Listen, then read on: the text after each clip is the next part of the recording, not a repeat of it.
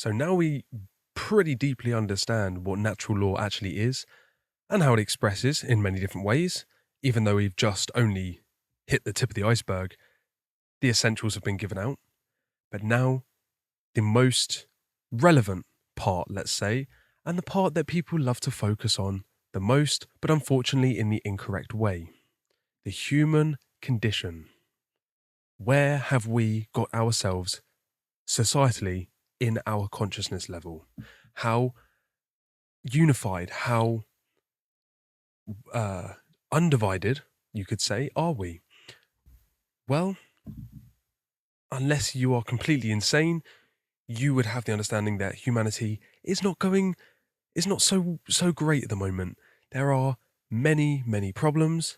The rulers are head to toe incredibly terrible, and that's and that's not even taking into regards the fact that they are even in a place of power in the first place. But either way, we need to understand the true human condition so that once we understand where we are, we understand where we can go and how we can get out of here, because we need to find solutions to the world problems, because unfortunately the time is ticking. In 2024, we are getting closer and closer to the time in which dystopia is around the corner. So now is our time to learn the truth before it's too late, before we don't have a choice but to have a microchip in our heads. So we must understand the human condition in proper detail and all the different features and how absolutely insane and completely lies it is from all areas. It is a one big lie. Everything that you do is enshrouded in man's law. Everything that you do, you always, even unconsciously, think, is this in accordance with the law? But unfortunately, every single person, when they think about the word law, they think, what do the legislators in London say? What do the government in America say? What does my president and my dictator and my ruler say? That is not the correct law. That is man's law. That is human saying what is right, human trying to be God. Man's law is irrelevant and unnecessary. We've seen this already. If man were to come up with a law and write it down and create a law, quote unquote, create a law, it would be redundant if it was actually in alignment with the true laws of nature, because they're already self-inherent. They're already existent and understood and should be common sense. It would be redundant to write it down and say, we are making this law up and from here on out, this is the law, when it's always been that way and it's always going to be that way when you understand what true natural law is. And on the flip side, if they are to write down a law that is against this natural law, then it's against the natural law. It's not correct. You can't write it down. You cannot make it a right. You cannot write it down to try and make it a right. The only true law is do no harm or do not steal.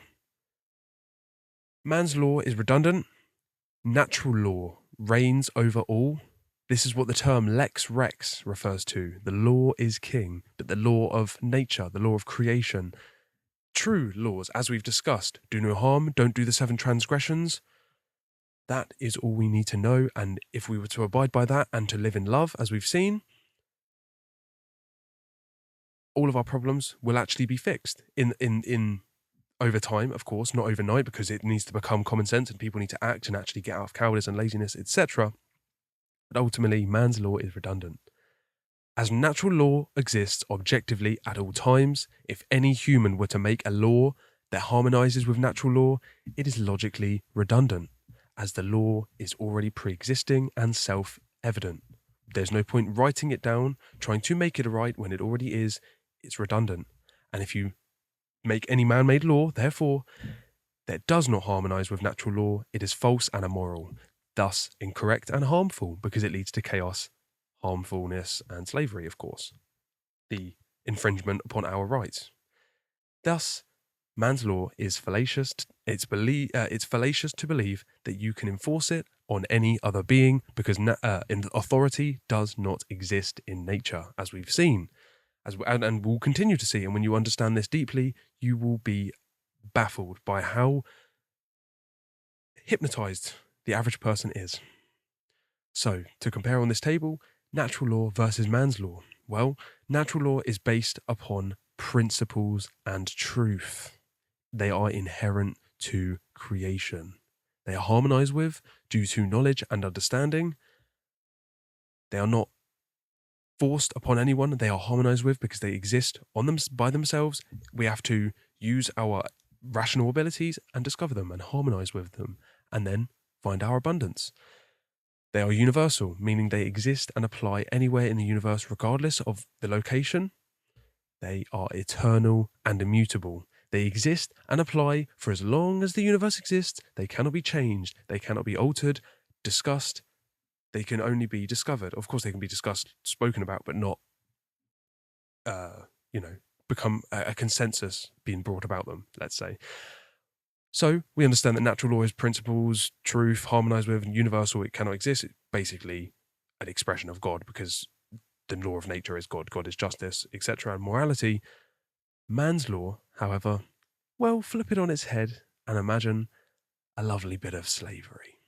We have man's law based upon dogmatic beliefs, all constructs of mind. They are complied with due to the fear of punishment or violence or something being taken from them or being put in a cage. It differs with location or by who's in power or the amount of the people and the current economic system and location. Imaginary lines is what changes this man's law. Imagine. It's based upon the whim of the legislators, which basically means anything. It's free reign when you really understand how influential lobbying is and how corrupt everything is, and who's actually running the show. It's all moral relativism. It's all slavery, and it changes with time based on the whim of the legislators. It is moral relativism. It's all an illusion. It's man's law trying to believe that he is God, and ultimately we'll see it's Satanism, really. Martin Luther King, one has not only a legal but a moral responsibility to obey just laws. Conversely, one has a moral responsibility to disobey unjust laws, because there is only the law. There is not the wavering, differentiating. Remember the wave frequencies? True law is just a straight line, and our man's law is up and down and up and down. And it can only ever miss the target. And when it does hit the target, like I say, it's redundant anyway, because it needs to be common sense, and then we'll get out of our situation. But unfortunately, everyone is a mental child. A just law is a man-made code that squares with the moral law or the law of God. An unjust law is a code that is out of harmony with the moral law. When you understand that this man was saying things like this, you realize why people that get as much recognition as him, and then they start saying things that go against the system because they've realized a little too many things. They just happen to, end up 6 foot under. Funny that. What a weird coincidence every single time. Well, ultimately, we're about to see that government, they are laughing at us. It is one big slavery system. Believe it, deny it all you like. It is a fact of the matter. Government is slavery, as we will see. They are laughing at us. And if you want to see this in full swing and basically the word telling you outright what it is, well, break down the word government. Well, friends, the meaning of the word comes from the Latin, of course, gubernare, meaning to control, and it comes from the Latin mens mentis, meaning mind, or the state of mind. And as we saw from the first principle of natural law, mentalism, all is mind, everything is a construct of mind, everything comes about in the mind in the first place, everything is a form of the mind of the creator. So, when we put this together, mind and control, well, what do we get? We get the fact that government literally means, in the word, mind control. Friends, folks, Government is slavery. Government is mind control. It is all one big psyop. It's one big programming system, one trauma cycle to steal from you both your energy, your time, your attention, your power, put you in a little box, make you work for the big system, get laughed at, repeat the cycle, one big hamster wheel, and all you do is consume, conform, live in fear, and suffer. And they cheers their glasses while you eat from the sewer, metaphorically, okay? And it's going to continue that way until we realize this. And it's right there in the word, because it has to be. You'll see a recurring theme of they have to put this all in your face to get to minimize the karma as much as possible. Because if it's in front of you all along, hidden in plain sight, I mean, what more of a dummy doesn't realize that we're literally putting in your face, you're a slave, you're a slave, you're a little dog. Eat it up, little doggy. And they eat it up lovely. So they have to put it in front of you, and when you see it, it's baffling, as you'll say. But this is only the breaking down the word in of itself first. So, what is government ultimately based in? Where is it all coming from? Well, authority, the violent illusion. Legitimate authority is non-existent. It is a subjective belief that there are legitimate masters and legitimate slaves, which does not exist. As humans are all equal, and we have no right to harm any other person. No person can rightfully rule over another. Authority is the belief that man is God and can dictate and create and delegate and hand over the law and our responsibility. We have responsibility for our own actions, for our thoughts, emotions, and actions, and we are only in control of our three aspects of consciousness, our thoughts, emotions, and actions. That is all. We cannot rule over another person, and if I can never rule over another person and no one else can, no matter how many people, even if 8 billion people came together and said, we are going to all agree that these people can rule over us, that never, ever, ever, ever can mean that they actually have the right to rule over the people. You cannot give out something that you never had in the first place.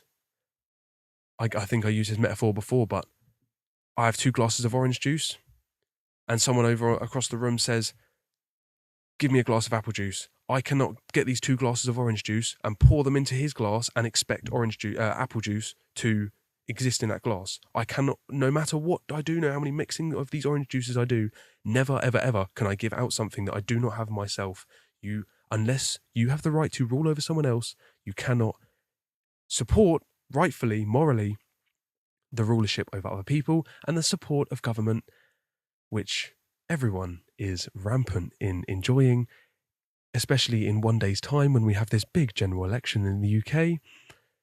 Everyone is frothing at the mouth to vote and show their support of their big ruler, master, big daddy.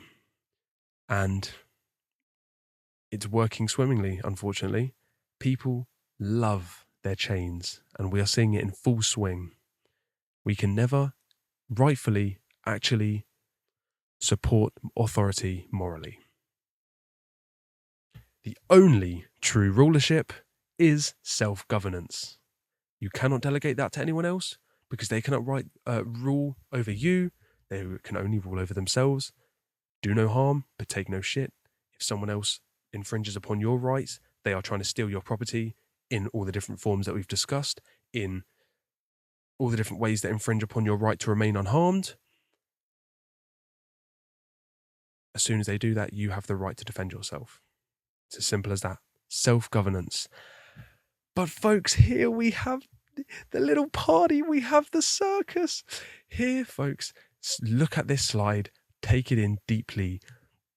Breathe this slide in and have it as second nature of what this looks like. Because my friends, if I could take one big screenshot of the entire planet Earth in human consciousness in one big snapshot and put it into one A4 picture, it would be this slide right here. Babies, little boys, clowns, circuses. It's children all over, no matter their age, their size, their weight, their race, gender, anything. They are all children, and we are talking 1% maximum people that are actually mental adults that truly understand even a half of the things that I'm discussing in this presentation alone. We live in a world of children, deteriorated children, that grow up and think that they're adults with their big egos, because I've seen a lot of things in my time and I've lived in my comfort zone and got by. You're a little ant in the system. You are nothing to the big boys in the big game. There's one big club. You're not in it. You're a baby in your poopy diaper with your bread, your circuses, being ruled over by little boys and little girls. It's a harsh reality. Get as offended as you like. This is not me creating this truth, so you don't shoot the messenger. Take the truth in for what it is. When you put on the metaphorical sunglasses and really see what the world actually is, when you take that red pill or the gold pill, you'll see this is the entire world. Little babies, I believe in my government. Give me money now. Children, all of them. Pay your slave money. Pay your slave taxes. Did you watch the big game last night? Oh boy, this is a real rampant one recently. Not only is it election time, baby, we've got Euros, and people once again are frothing at the mouth to shout, yeah, screw the enemy, go my team. It's a child's game with people earning millions and millions and millions of stadiums full of fat, beer-bellied, beer-drinking children, unfortunately. Don't shoot the messenger. And as much as it can be fun, and hey, do what you got to do, support your team, have fun, but when you are living your entire life vicariously through a child's game that's being played on television that you have zero role in other than the fact that you watch it and that you support it. There is no me or us or our team. There's a me, there is a them, you are supporting the team. It's a clown show. There are humongously big things going on this planet, and people are spending their 24-hour attention to a football game. That doesn't mean anything, and they know it doesn't mean anything, but they love it. Everyone loves it. It's a cultural thing. But hey, I'm just the asshole for mentioning this, hey? Don't shoot the messenger. But it's a circus. So, what must be mentioned is the difference between violence and force, because there is a difference. We are being ruled over by the threat of violence, whereas force actually does exist, and it can actually be in alignment with the laws of nature. You are under duress. As much as you want to say that we're free and that this is a free country and that, I can do this and I can do that, just because there's certain things that you can do, and you can tamper with your body and you can eat whatever food you feel like you want to eat, even though it's all filled with poison mostly, and that you can, get water on the tap. Hey, just because the slaves were allowed to sleep in a barn for a couple of days doesn't mean that they were actually free, They still have to go to the plantation every day, if you catch my drift. So, ultimately, you're not free. You're under duress. Violence is never a right, even if it's done by government. We never have the right to commit violence upon another person, because violence is the immoral initiation of power to restrain or coerce another. It's violating another's right to remain unharmed, something that we have no right to ever do. You are violating another's right to remain unharmed. We have the right to defend ourselves from violence with the necessary force. Force, as opposed to violence being the violation of another's rights, because we are violating their right to remain unharmed, and we have the right to defend ourselves with force. And force is the act of causing physical change through the movement of energy, power, strength, etc. You're doing something, you're acting, you're forcefully, doing something. and of course you can apply force in this context, this harmonizes with natural law because there is no harm or violation. We have the right to do this because for as long as something is rightful and we are moving our energy, power, and strength in doing any action out in the world, as long as it does not harm another human being, it does not steal their property, it does not threaten them and threaten their property and their rights, we have the right to do it. It's force, and we can do that, and we can defend ourselves with deadly force if necessary. But that's a whole different discussion. But ultimately, violence is the violation. It's that point in which you infringe upon another's rights, where actually force is actually anything up to that point, you could say. We must avoid religion. Boy, oh boy, am I going to offend every single person from every single background, every tradition, culture, belief, religion, and political view. Every single person is going to get offended by this presentation, and so be it. Although, maybe I should hang up my hat, because ultimately, rule number 1, don't forget, don't argue with faith slaves, because there's a padlock on their head. And it ain't breaking. Not even a level 100 professional Olympic locksmith could break that padlock. No industrial chainsaw, no jackhammer, no hydrochloric acid could break that padlock on their head because they are a faith slave. They are in a mind cage. The cultural religions, Christianity, Judaism, etc., aren't the only forms of religion. However, these aren't the only ones I'm going to talk about because, as you'll see, is actually any belief system that holds us back from forward progression, which is actually what a true religion is. As we'll see in the definition of the word religion itself, religion holds us back from forward progression, from actually discovering truth and moving forward. It ties us back. And ultimately, what that is doing is preventing the one goal of creation, the one goal that you could say the will of the creator would want. And this is undeniable when you come to discover the truth. The one will of creator at the very basic level of it is constantly progress, learn and grow in consciousness, move on, go. Use the consciousness that we have and the rationality, thoughts, emotions, actions. Use those constantly. Not say, oh, there's this ancient historical book. It says all of these things. A lot of them are contradicting. A lot of it could be man-made. A lot of it's written down by man, so that therefore it's flawed just inherently on its face, etc., etc., etc. It's not relevant, blah, blah, blah. But no, I'm going to hold on to that book because my religion is the last one that hasn't been touched by anyone else. It's pure, and I like my little rituals and my little church place that I go to and the people that I speak with.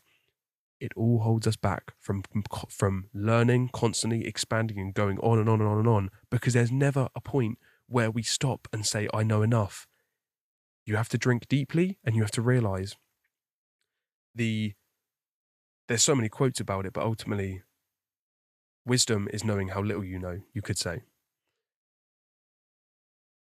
Most people live each day serving and worshipping their individual God, be it the ones from the religions, the quote-unquote God that they try and comprehend in their mind. So it's ultimately a man in the cloud that's just pointing at different places saying, yeah, I'm going to cast this and now do this and this and this and this. Either way, they serve and worship their God, whether it's that sort of God, which is an actual deity, or it's the real common gods, the money, media, technology, scientism of the mainstream scientific institutions, materialism, oh boy, focusing all on my clothes and my shoes and my music and my car, my house and money, or even atheism, if they just believe, no, there's no such thing as God. No, this whole entire incredible creation that's infinitely amazing beyond even near comprehension by us. No, it was just created by chance. It's all random. It's all just things smashing together randomly. Don't you know that? God, there's no God. What?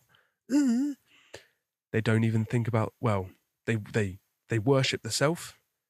Ultimately, they are satanic because they believe that their self is the God of creation. They worship their God, the self. It's me. Screw everyone else. I'm just living in my little bubble. That's their problems. I'm just going to do my thing. They don't even exist. Good luck making a change in the world and actually trying to impact and help things by living in any of those modalities.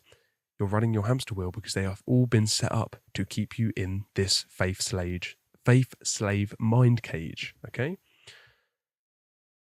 A religion may contain truth and may provide structure, but all cultural religions have been corrupted in different ways to capture and trap minds and perception. They are all tiny little bits of truth scattered around in all the different little religions, and that's where we have to combine them all, extract all the goodness, and push aside all the nonsense and all the inconsistencies and all the arbitrary nonsense. We have to really bring it all together. That's true wisdom. It's a accumulation of as much as we can, constantly learn and grow, and watch the wonders unfold when we actually try our very best to utilize what we were put here with, to fulfill a purpose, you could say. Everything has been corrupted, whether you like it or not, head to toe, every system, every institution, religion, etc. It's all been infiltrated. Sorry, but not sorry. They are most importantly designed to trap your mind and your perception, to put you in a little box, to make you look down one specific way of thinking, and if anything else comes across, no matter how true it is, if it opposes your religion, forget about it. Forget about it. The only true religion, if you do want to hold on to a religion, the true religion is truth, love, and freedom. It is this middle center path. It is the path of equilibrium, unity, holistic oneness is what it's all about. One, it's about knowledge and wisdom. All the great virtues, ultimately. But to fully put the nail in the coffin, the word religion, well, it comes, of course, from the word from Latin religare, which means to tie back, to thwart from forward progress, to bind or to tie back fast, you could say. Either way, it is something that holds us back from making progress. It ties us back. It, reties us. It holds us back. That is what the word religion means. Argue all day long, but that is the truth and fact of the matter. It is any belief system that holds us back from forward progression, that prevents us from learning and growing and moving forward and expanding, puts us in a little box, and it allows us to be controlled. We, of course, know the lovely wars that have happened in the past and that still continue for Holy Land and for religions and for leaders and beliefs and books.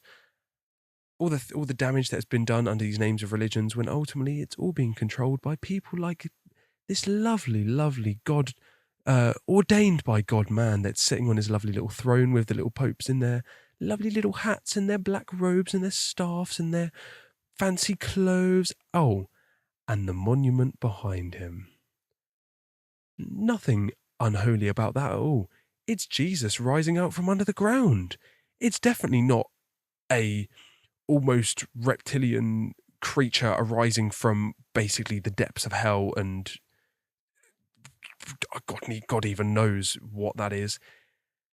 And some of the things that go down behind closed doors in the Vatican and with the Pope and all the people involved, the Club of Rome, things like that, all of those sort of people, you would not even believe the things that they know, that they hide, that they do. It would keep you up at night, ultimately, if you knew really what goes on. And it goes way beyond even just the child sex scandals that you see with priests basically all over the world. It goes even beyond that. But believe me, children are involved. And it goes deep. But no, they're holy people, don't you know? They're ordained by God. It's the holy man. It's the Godfather. God. Forget about it. Well, unfortunately, when you are in this modality, you are stuck in the right brain. Is right brain dominant? You are very passive receptive and you will just take it all in, stay in your little box and don't actually do any investigation using the left brain. You believe that spirit is primary and that God controls us all. Everything is God's will. The physical world is evil. It's all demon tempting us and Satan's all around the corner. Demons are hiding all over. We just must shun the physical world, prepare for the next life and for heaven, and when we're going to meet our ancestors and our family members in the next life and meet Jesus, and it's all about Jesus the Savior, and he's coming down to save us, and strictly obey the God, and I'm a God-fearing individual. As a person, they believe in God being a person that watches and controls all of us. Like I say, pointing at different things, going, yeah, this is what I'm going to do today. I'm going to answer this prayer and do this. Look, if you can't see that all of this is man-made, it's all corrupted, it's all used for human motivation, I don't know what to tell you. You've got to do some deep reading, my friend, or some deep shadow work, at the very least. But hey, what about on the opposite side, eh? I'm going to go to the atheist, or even agnostic. Agnostic's understandable. But cultural religion is not the only choice. The only true, real religion, if you really want to cling on to one, is a holistic combination of all the truth extractions from all religions.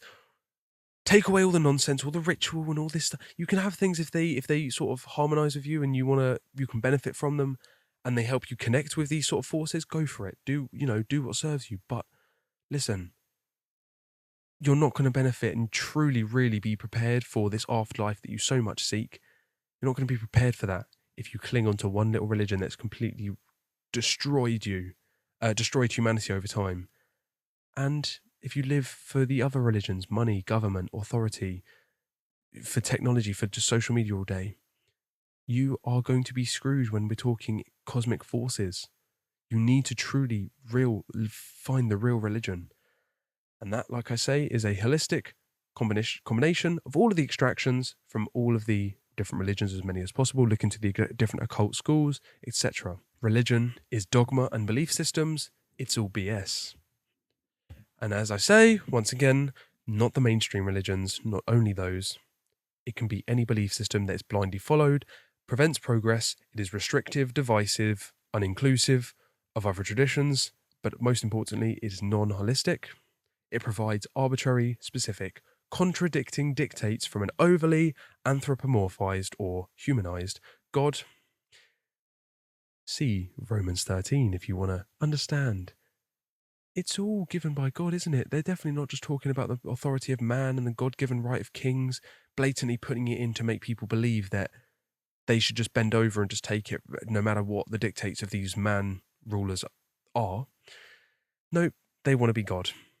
All religions still do contain truth and good practices, and they can structure people's lives, and it's much better than just living an aimless life of just, there's nothing, it's all meaningless. You have to find the purpose, and the purpose lies in the middle.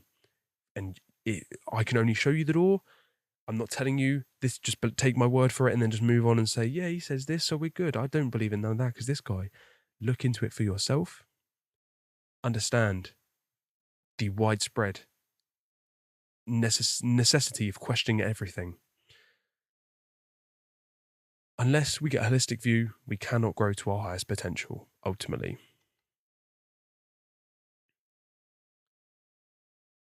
However, for those that do want to go on the other side, that want to live in the left brain as an atheist and believing that matter is primary, that it's all just about this one life and you're one and done and the lights turn off when you die and that God and spirit are false.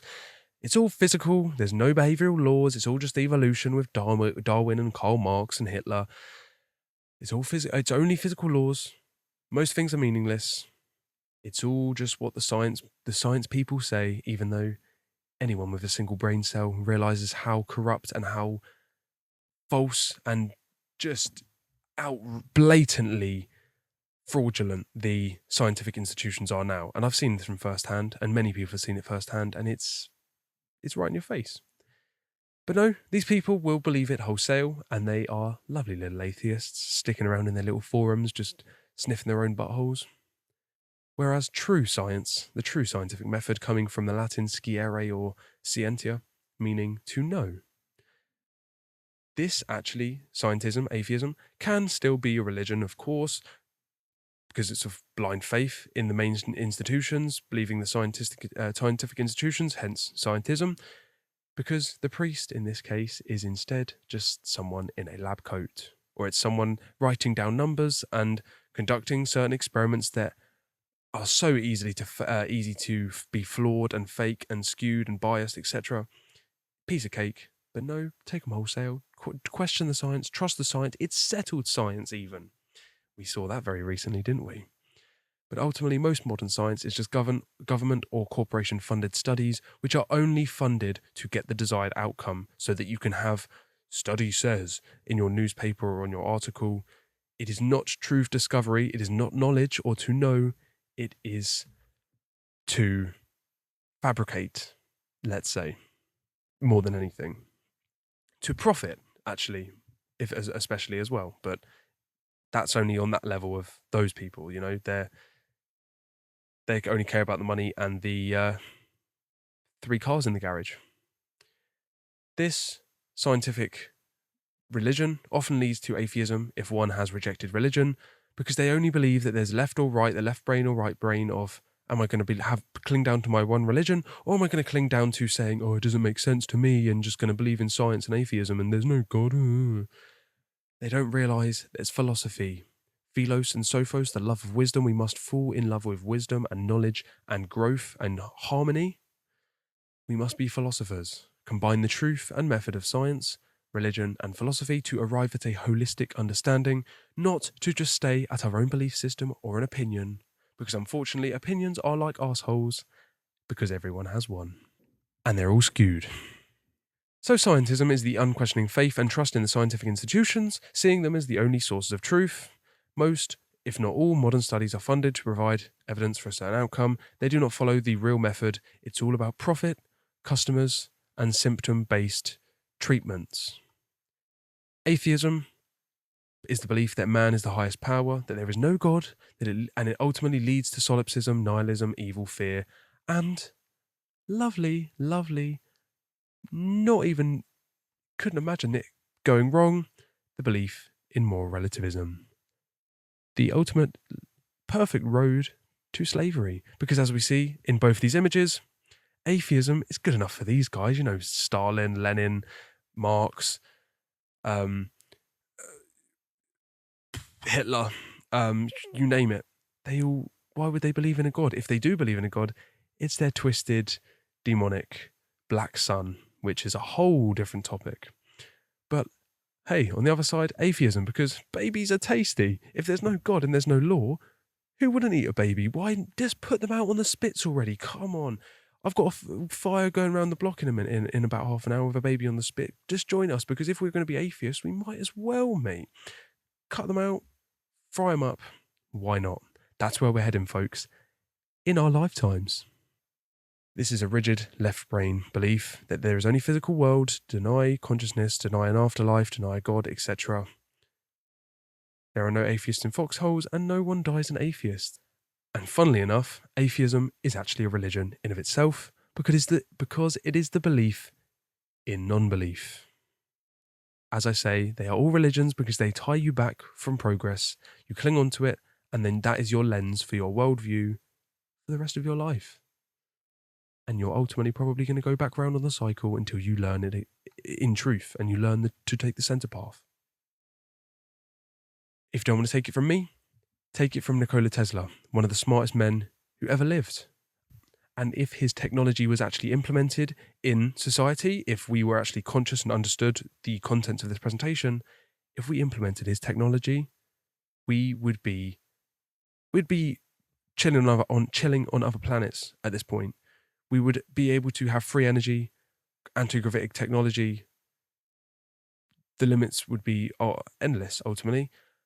So he knew his stuff. But unfortunately, we're still here taking the blood of the earth and basically going against every law and every form of harmony that there is. So what Tesla did say was, science is but a perversion of itself, unless it has as its ultimate goal the betterment of humanity.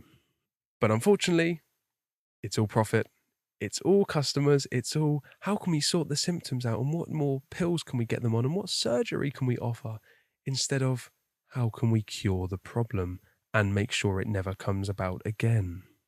you will never hear the word cure in one of these institutions, because if you are, and there is testimony for this, there is evidence for this, multiple, if you utter the word cure, forget about it. Your job out the window.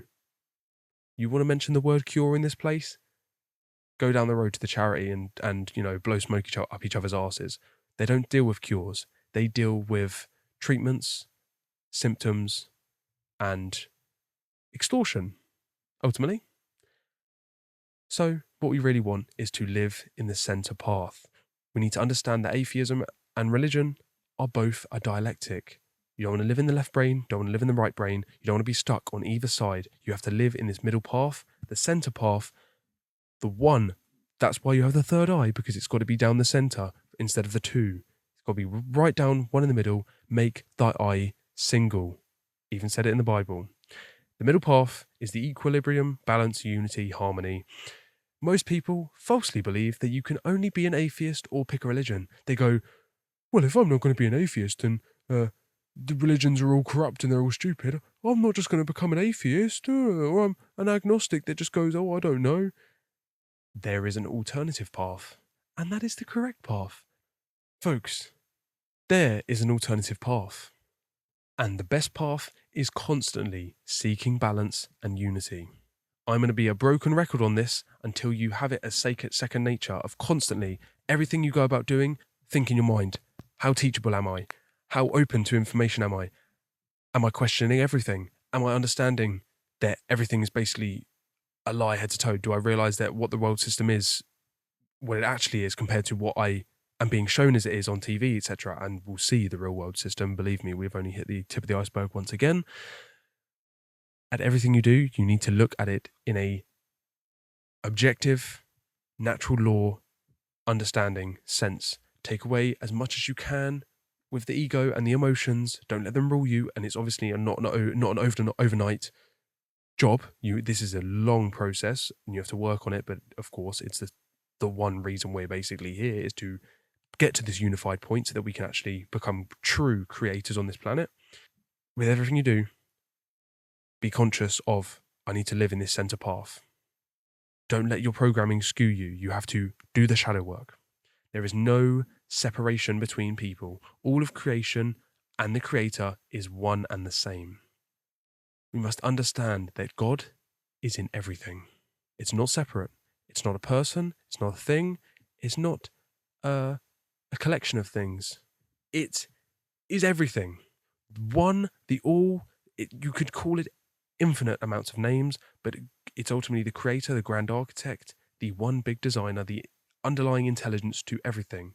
If anything, it's a force, it's a law, it's truth, it's harmony, it's energy, it's everything. And the beauty of that is you see not only the beauty of every single tiny little thing, and you understand that everything is ultimately a gift from this creator when you take heed upon the opportunities, but on top of that, you realize that you are an expression of this beautiful creator, this all-loving, all-powerful creator, etc. You are the small c creator, here to express the gifts that we've been given and do what we can. And when you really understand that and you internalize it, you can create powerful things. And that's why it's about attracting abundance, because you can really stand in righteousness and manifest what you really need. There is no separation. We are all one and the same, and you are a manifestation of the mind of God. The true center path lies in combining every single different religion and thought pattern and belief system and philosophy and science and technology, everything, combine them all together, get rid of all the inconsistencies, trivium method once again, get the raw data from all of them, collect as much as you can. It might take a while, it may take effort, etc. But do you want the truth or not? Once again, do you want to live in truth or an illusion? Combine them all, take all the inconsistencies out once you've got that raw data, do the processing part of it, use the understanding, get the inconsistencies out, and then truly have a collection of all of the true aspects of it, and then speak out into the world and help others do the same, so that we can all eventually stand in righteousness before it's too late. So, folks, if you really want to know the secret of secrets, other than the secrets of natural law, the real secret of secrets is the fact that God is within. Of course, God is also without, and outside of us is everything, as we've discussed. But more importantly, and what needs to be understood deeply, God is within us. We are expressions of God, and not in a vague, "Oh, God loves you, man. It's everywhere, man." When they say that we are made in the image of God, this is very true, but you need to truly actually understand what it really is saying. God is this one big thing, the mind, you could say, and then we are all simply just different manifestations, literally just that experiencing itself in a different form on this planet, in a different dimension on the 3D, here to learn and grow and abide by the laws and see where we can go and see what we can do. We're here to do all of that. And we have everything, all of the powers and ability and creative abilities. The reason why we're the small c creator, because we basically are gods, except we just aren't so sophisticated and so powerful in this incarnation that allows us to actually be like an actual god that can, throw lightning bolts and cast spell, like, Harry Potter spells and stuff, we have limitations and there are laws to abide by, but ultimately we are here and we are all expressions of God, because it's basically just this mind experiencing itself, experiencing everything and just sort of creating and just, experiencing the beauty, many different reasons. But ultimately the point is God is within us all. We can scientifically discover evidence of a creator. As much as people want to debate it, and we've been going throughout history arguing, does God exist, does not, ultimately you will come to realize there is no exact 100% boom, here it is on paper in one paragraph or one sentence, God exists, boom, facts, no denying it, because it almost is written to be that way. Because if it was just absolute fact, it would lose a lot of meaning. It would mean that you wouldn't have to do any searching to actually come to the realization, because then, once again, the meaning's lost. It's ultimately esoteric. It's the information which is this inner core, which has only been reserved for a certain few, and it is reserved for those who do the effort and do the work and do the research and use their virtues to come across this knowledge. And eventually, when you go deep enough, you'll realize that God is within. We are all the same. We are all expressions of God. That's why we cannot harm each other, because you're harming yourself. Ultimately, because we are all the same, we're all one, we're all connected, we're all equal under the Creator. We're all one expression of consciousness. And then if we actually realize this, we'd realize, maybe do no harm, maybe don't steal, maybe everyone unify and realize that all these borders are just stupid and everything's man-made, including the laws. If we came to that realization, the power system goes like that. And then the people that run the show lose all their power. So that's why it's not going to go that way until we wake up and recognize our power. We have to do it on the individual level first, however, so it's great that you're understanding this for now. But ultimately, if you do want to look for some sort of evidence, and like I say, you'll have to do some searching, we can actually observe the observable effects of universal laws. The expressions just go into some of the incredible walks of nature and the different places around the earth. And if you look at them properly and really take it in, you'll realize it would just be almost silly, even just on a probability likelihood scale, the odds of just that being created, all the wonders that we have both on this planet and just out in the universe, and the universe itself, the wonders are so wondrous that you would be silly to just infer that there is no God that created all that it was just random, or it just happened to be, or there's spaghetti monster or whatever, It's the rational choice to realize that there is some sort of creator. We can come to a realization more and more and closer and speculate and things like that on the specifics, but ultimately we're never going to know the totality of the mind of God, but we can see where we can go. Ultimately, you have to understand that one exists and that there are universal laws that we can observe, and that is ultimately evidence of it. They exist to maximize our evolutionary progress and allow freedom. The physical and spiritual realms are one and the same. They are equal and self-similar across all scales, as we saw through the 7 different laws, but more importantly, cause and effect, as above, so below. correspondence, as above so below, mentalism, they all apply. It's all self-similar. The whole entire universe ultimately is one big mirror. It reflects, things on even the smallest scale, like a shell, the way a shell is designed, or like a snail shell. Compare that to, sizes of galaxies with things like the Fibonacci sequence and things like that. It reflects one and the same. You will see when you really look into it, and you look into things like the occult, they do reflect. It's self-similar across scales. It's a mirror. All beings are incarnated to learn and grow spiritually, based upon the laws of nature. We must discover truth and then align to it. Self-service. We have sort of touched upon this, but it must be emphasized. You do need to work on yourself. You need to ensure that you are not working on a half stack, so to speak, that you're not battling traumas and having things buried down in your subconscious, and that you are stuck down in a belief system or religion, or you're serving only the ego, etc., materialism. Of course, it's a constant journey, and you can't expect to take this journey in a place of, I fixed all of my personal problems, now I go. It's constantly going to be a journey, because there's a lot of shadow work to build, and especially in this day and age, a lot of us have a lot of problems, and that there is a lot of programming to build ourselves out of, especially if there's negative knowledge that we have to get ourselves out of. It may be a process, but ultimately it's all about beginning the process. It's initiation once again. It's beginning. It's taking that path and following that path, and then opportunities will proceed more and more and more. Knowledge will arise, etc. It's all about persistence, consistency and constancy. But ultimately, work on yourself. You need to fix your own problems. However, do not worship the ego. There is more that exists. There is more important things, more powerful things. The ego is not all that there is.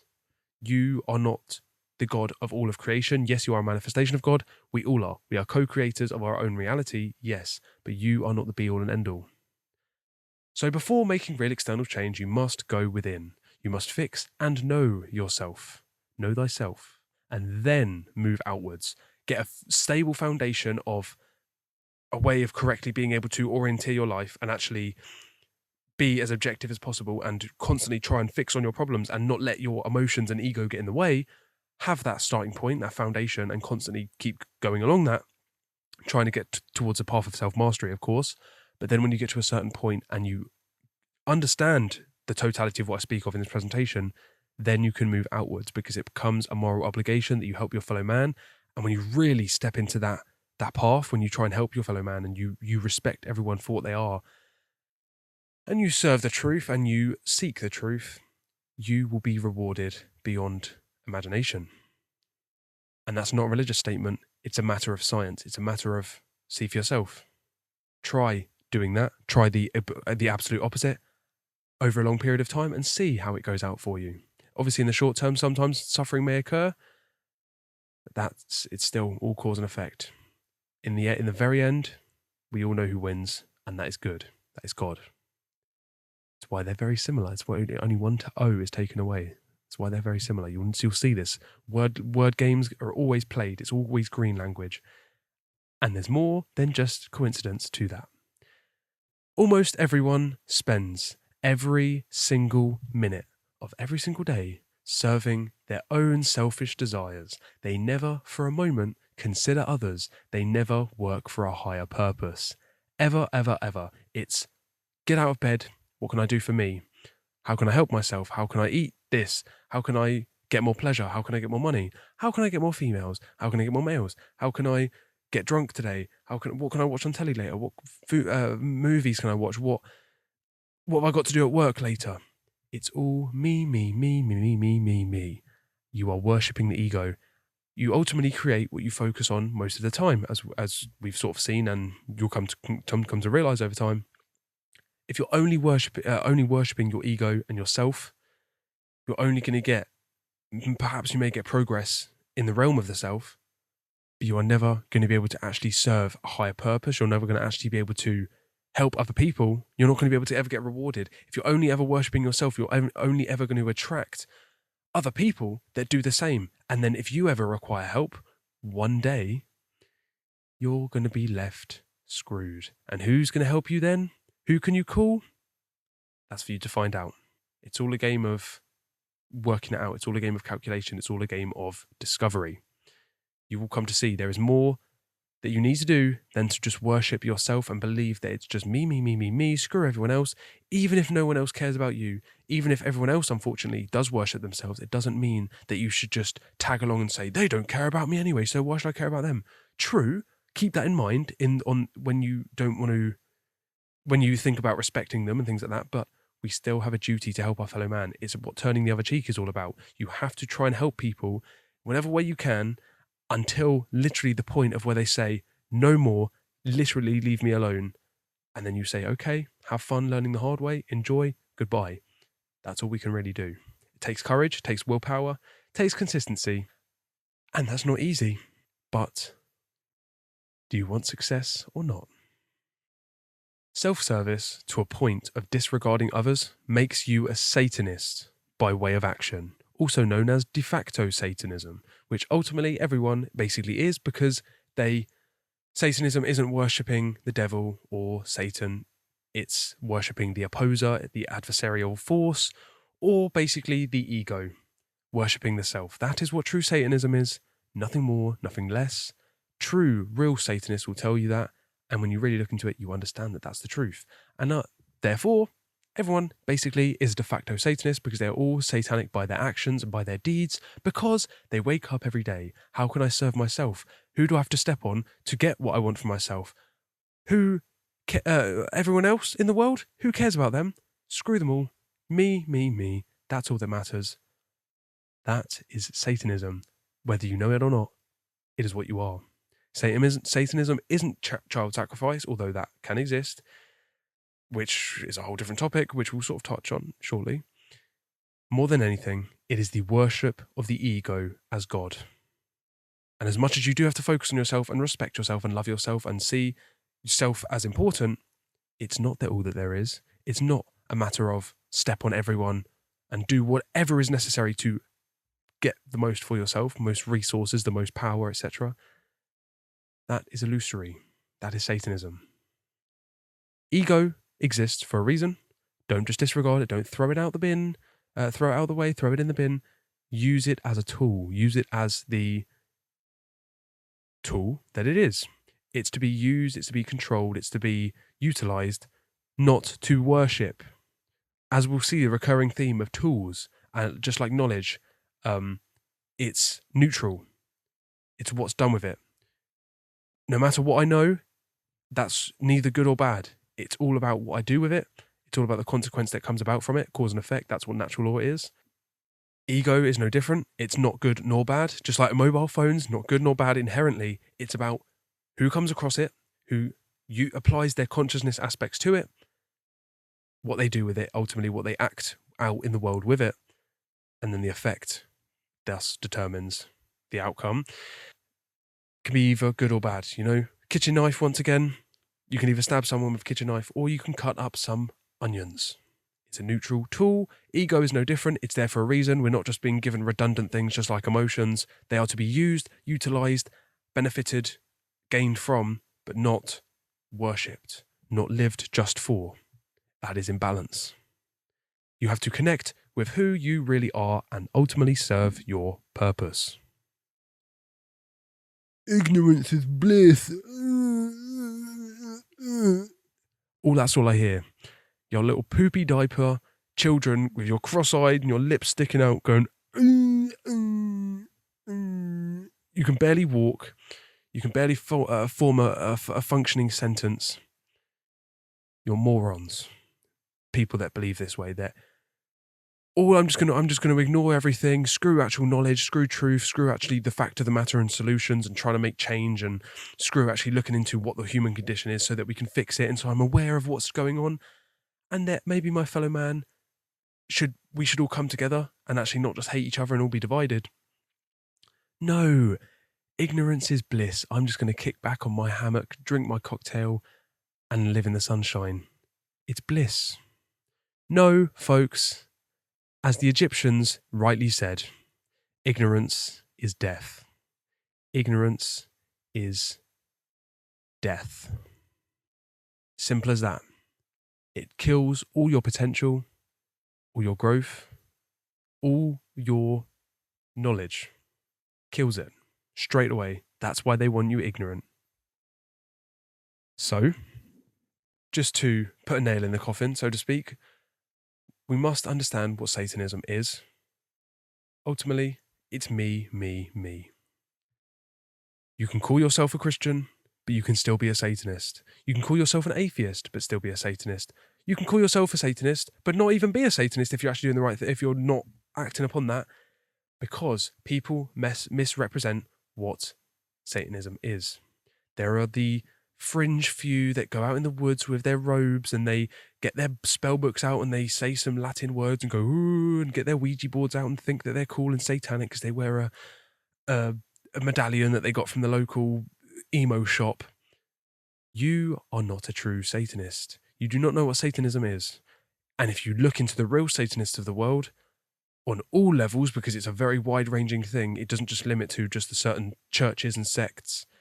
It's ultimately a religion. It's a death cult. It's all about the worship of me, ego, self. Who cares about anyone else? It's all just about me. Screw the laws of creation. I'm just going to benefit because I love money and power and I like pleasure. That's all I live for is pleasure. The real devil / Satan is not the thing that they'll tell you in church and on the TV and in the fringe books and all the stories and all the YouTube videos.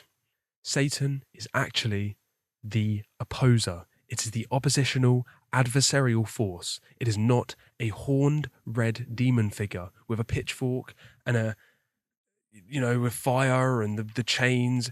Some people may believe that.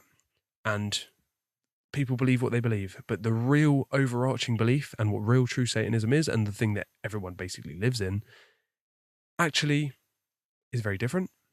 Satanists are not hooded goat killers who listen to metal music and have long hair and go to their little meetings. This is obviously, once again, a fringe little outside area. So there are people that do it that think they're cool and think that they're in the know when they have no idea. They're just little kids. Mentally. This is mainly used to dissuade and confuse the outsiders, to keep the people in the box of believing, it's just for the weirdos and for the devil worshippers and for the Christians to just laugh at and just point the finger at. It's all used to keep away the outsiders, when the truth is there are more Satanists than you can imagine, in positions of power that you could not imagine, and in positions of schooling, management, all companies, government, etc. You name it. Many of them are proud Satanists, let alone Satanists in deed, or some other weird little sect of, the cult of the Black Sun, things like that. That's a whole different story. But either way, it's used to confuse the outsiders. Satan, or Shaitan, is actually the evil involutionary force of nature.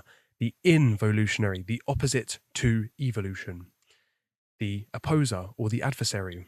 That which is the absolute inversion, flip side, reversal of evolution and consciousness and God, ultimately. It is the opposing force. It is the lack of anything that is good and loving and creationary. It's the fear force, you could say, and chaos.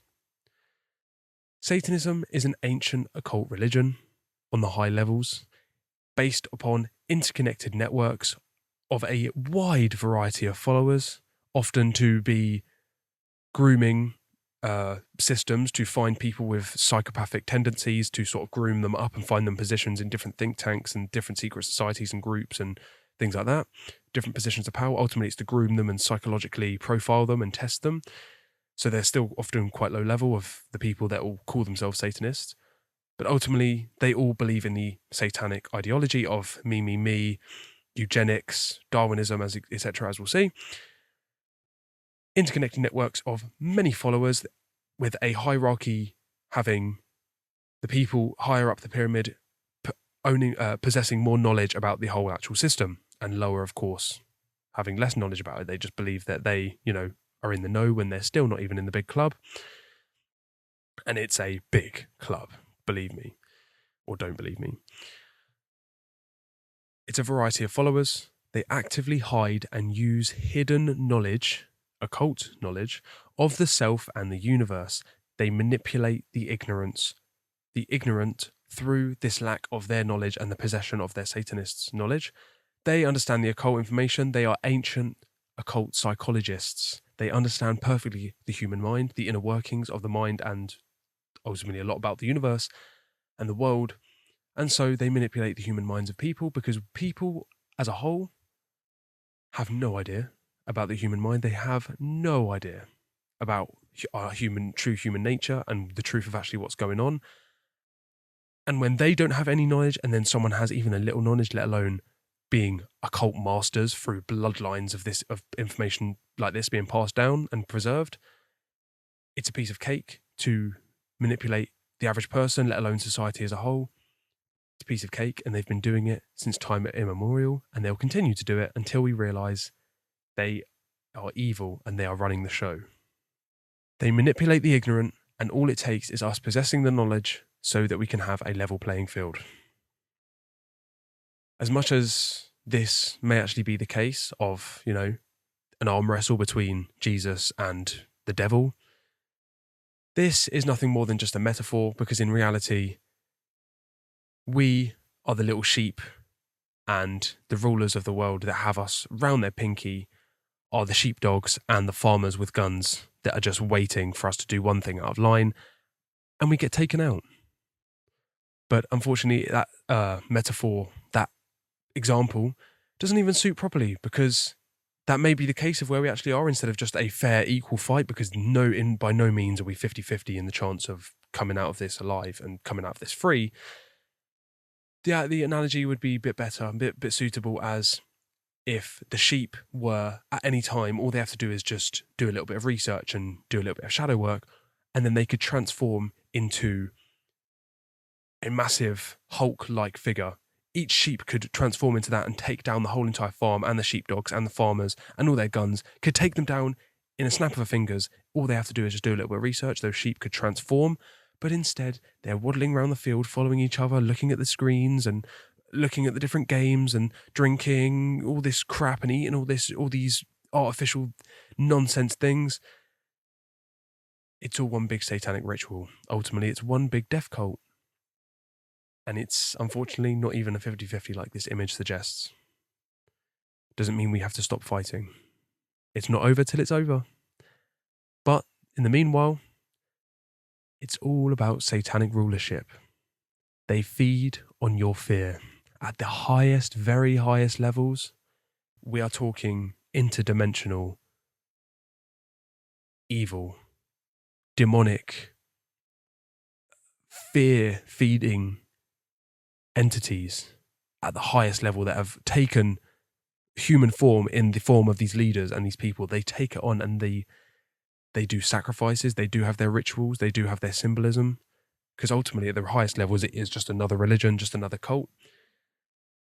But they are satanic nonetheless, and then levels of knowledge and hierarchy within the institutions go up. They increase as it goes up. All institutions are involved, whether they know it or not. They're all being used.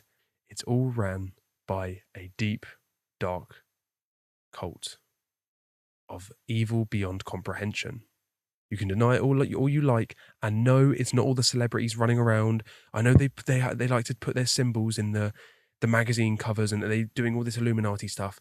They are puppets in the game. The politicians are the puppets. Corporations are the puppets. Even the WHO and all those Klaus Schwab and all that lot.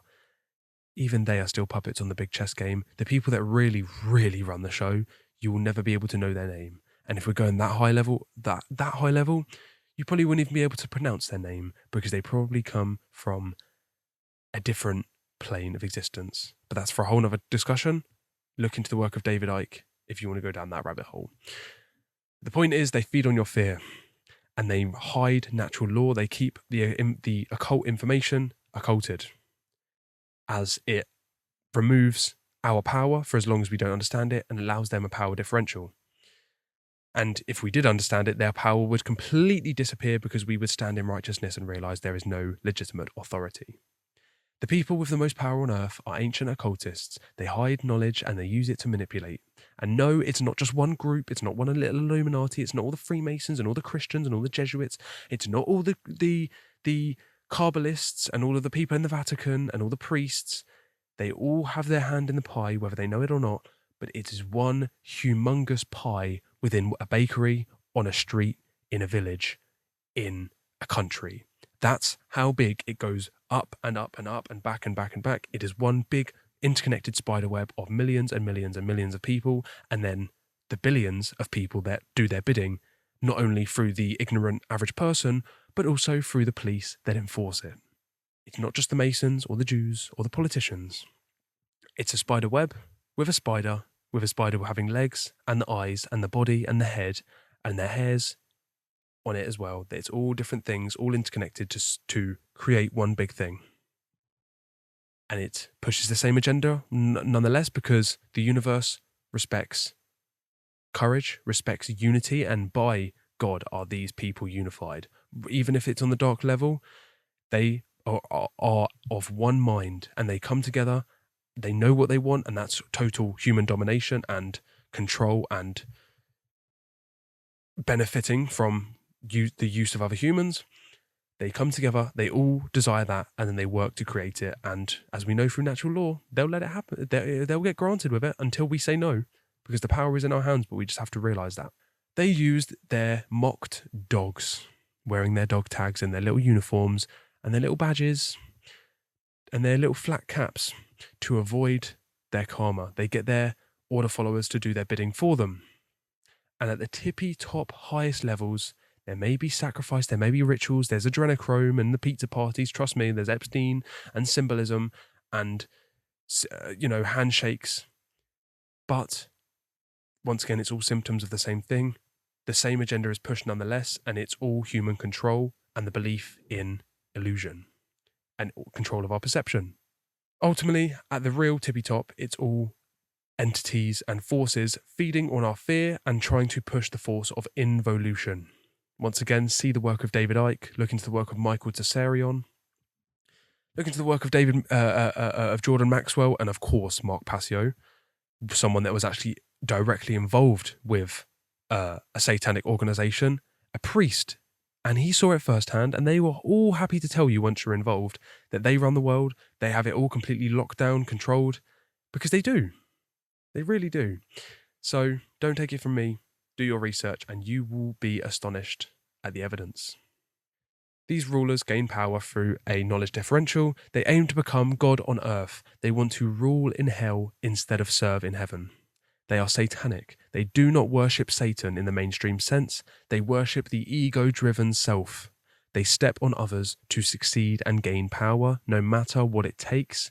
And ultimately, they want more harm. They want as much harm as possible. They want human suffering and slavery, and they love seeing it. They feed on human pain and suffering and fear and hate and evil. They love it. And the people give them what they want.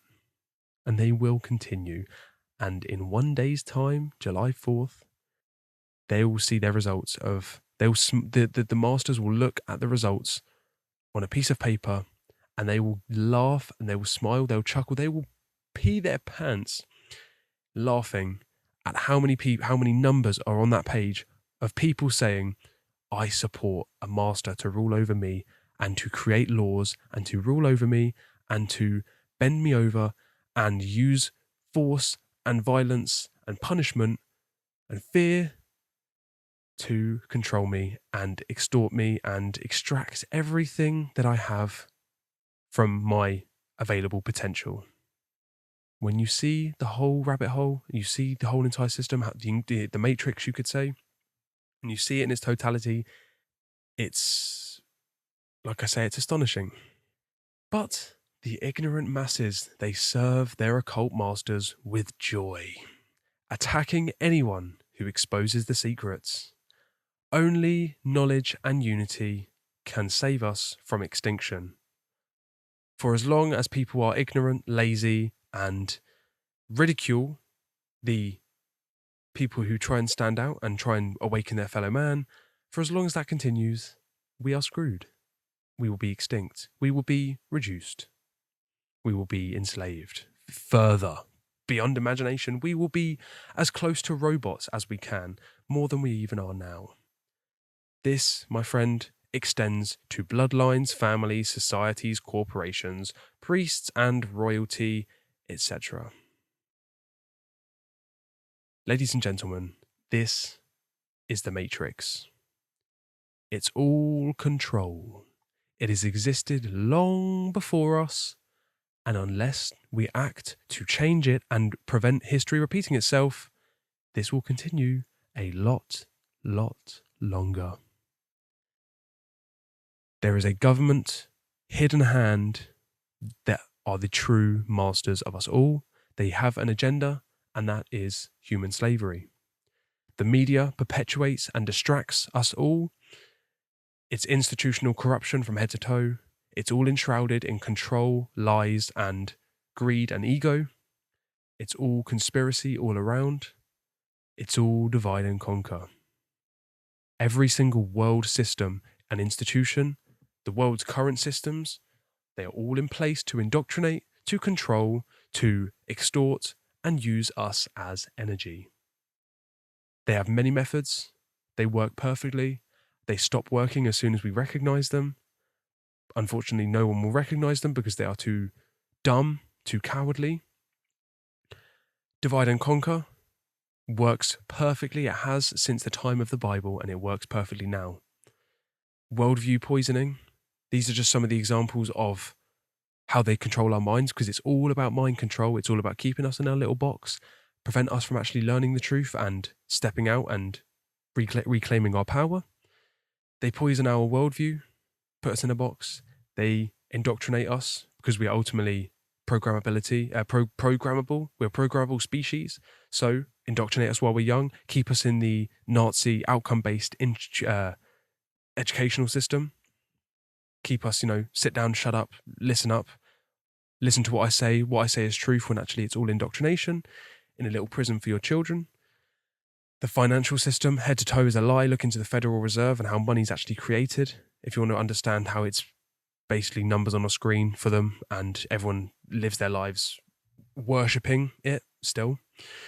The mainstream media, how it's completely basically just a propaganda arm of the government, nothing more, nothing less. It's head to toe lies, and the colour schemes and the way that they speak to you is all designed to perfectly give you lovely little tones of stay in fear, you're screwed, you're going to die, everything's expensive, but don't worry, your big slave masters, they're going to come and save you, and what about this master, and what about this master, and here. If they give it in sweet tones, it means they're correct. Well, folks, it's all a lie, it's all mind control. They use subversive symbolism, so they use symbols that they know are resonant with our subconscious mind, and so they use them for the negative and use to subconsciously attract us towards their things. This is used in many different companies and just in government, because they, of course, once again, it's a religion, they all have their symbols, they have to, and their rituals. Food and medicine, if you really look into what's in the food and what's in the medicine and the pesticides and the chemtrails and the artificial sweeteners and the dyes and the refined sugars and the GMOs, if you look into it, it's all been horrifically poisoned all around. And that's food alone, let alone the medicine. Don't even get me started. They, like I say, the cure, forget about it. And then obfuscation, where they try and divert what something actually is versus what it's intended to be. It's all a big system. It has many different techniques that constantly control. It's all just one big game of psychology to control the masses, to keep us enslaved and have us divided between each other so we don't fight the one big enemy. But either way, we bend over, have our head in the sand, ready to take it in the backside. Just look at us. Everything is backwards. Everything's upside down. Doctors destroy health. Lawyers destroy justice. Psychiatrists destroy minds. Scientists destroy truth. Major media destroys information. Religions destroy spirituality. And governments destroy freedom. Michael Elner. Couldn't be more true. The reason it's all upside down, it's all backwards, is because it's all purposefully done, because that is Satanism at its finest. That is satanic rulership at its finest, because they look at everything that we need to have. We need to have true doctors, true psychiatrists, true scientists. We need to have the one true religion. What do? Flip it all on its head, give them the exact opposite, make the lie incredibly big, repeat it enough times, and the people will gobble it up like pigs eating the remains of their fellow pigs. The people love their chains.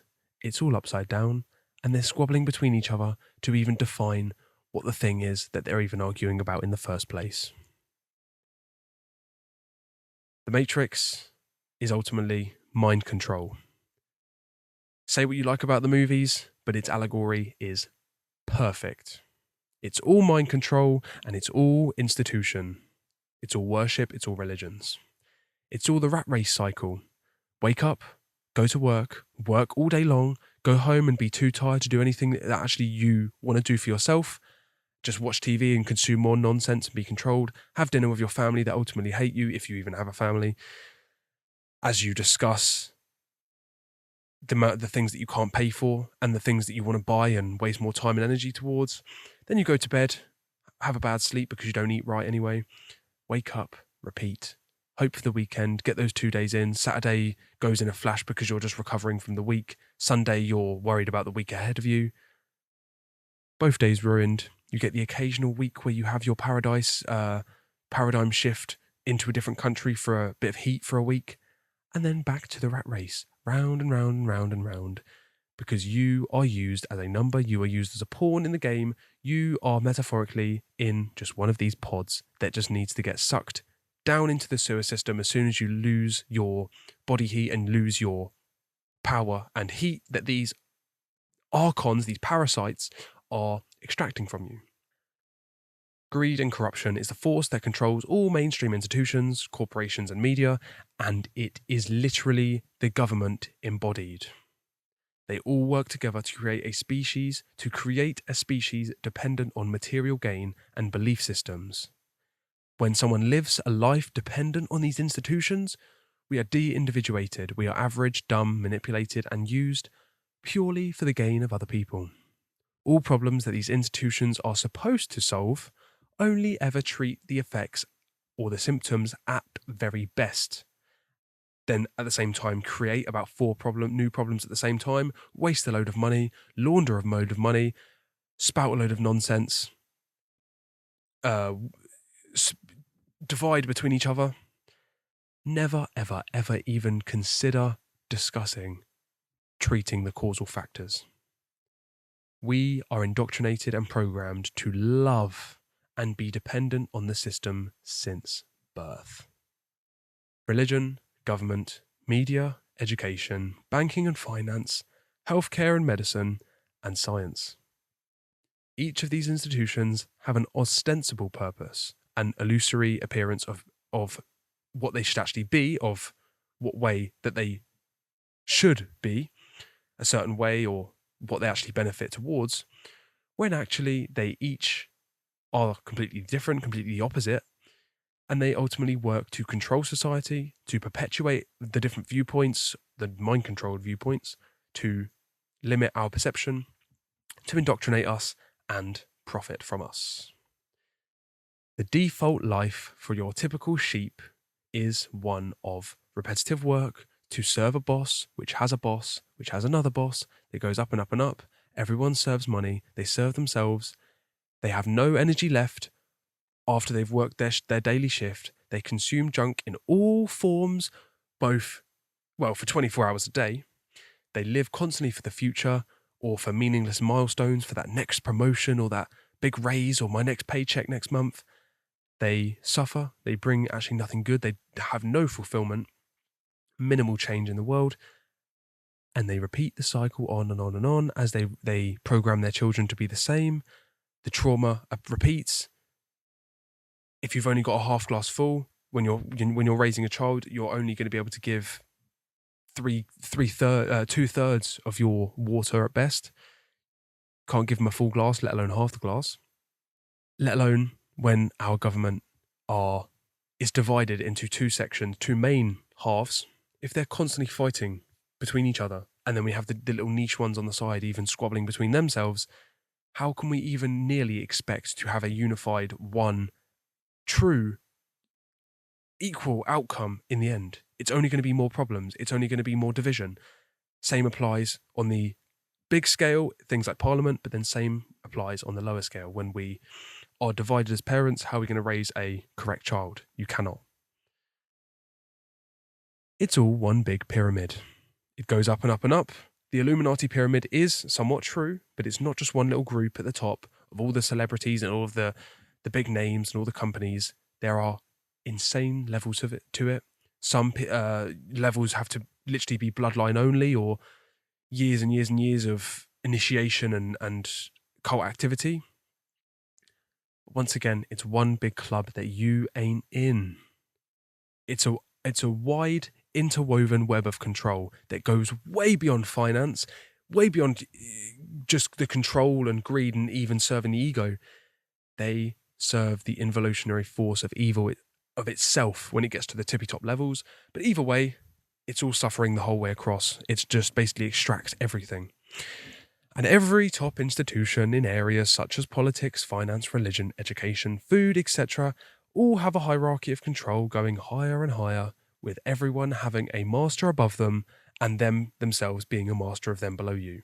It's petty tyrants, it's the trauma, the abuse victim cycle. Repeating, going on. Authoritative mindset, obedience. It's rampant. The top of the pyramid goes higher than anything you could ever imagine. More than just people that are just in government and that have financial motives.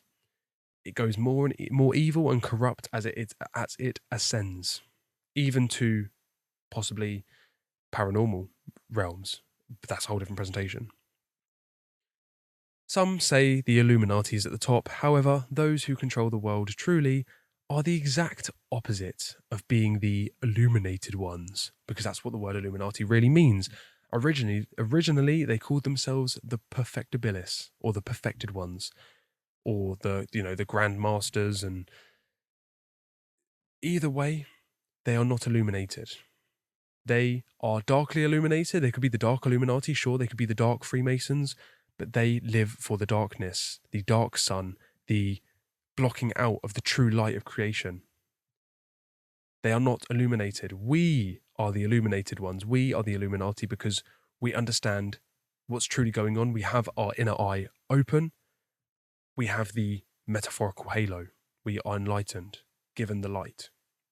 People foolishly believe that world events are accidental and coincidences. Oops, I just happened to make another mistake this year. I didn't mean to put all those billions of dollars that way. It was an accident. I'm sorry. It happened to give those orders out. Oh, it's all perfectly orchestrated. There are no accidents at the top level. Everything that you see has been done for a reason. When it comes to big events, political actions, etc., there is always a motive, there is always an agenda. It's not accidental. You just don't know their motivation. The leaders are anything but innocent. This type of ignorance is what perpetuates our enslavement, and it reinforces the Matrix. As they say in the Matrix movies, for as long as someone isn't unplugged, they can become an agent. All you have to do is give them a hot topic or a buzzword to put in their face, and then you see their face shift in real time, in seconds, milliseconds. You see them switch over, the programming changes, the program turns on, click, agent mode. They go on the attack. You talk about COVID or the vaccines or something, and boom. Climate change, forget about it. Politics, Ukraine, Middle East, mate. People instantaneously switch, agent mode, attack. And it works perfectly. And they know what they are doing. Although it goes beyond even Bohemian Grove and the Bohemian Club, although it goes even beyond that, and the Skull and Bones, things like that, even on these levels, they are more than happy to show you in your face, this is what we do. We have rituals where we burn down owl effigies and mock child sacrifices and weird meetings and questionable sort of initiatory rituals. But just in this image right here, they are more than happy to show you the hierarchy right there. You have the average working man, then you have the higher ups, the leaders of those. You have the aristocrats.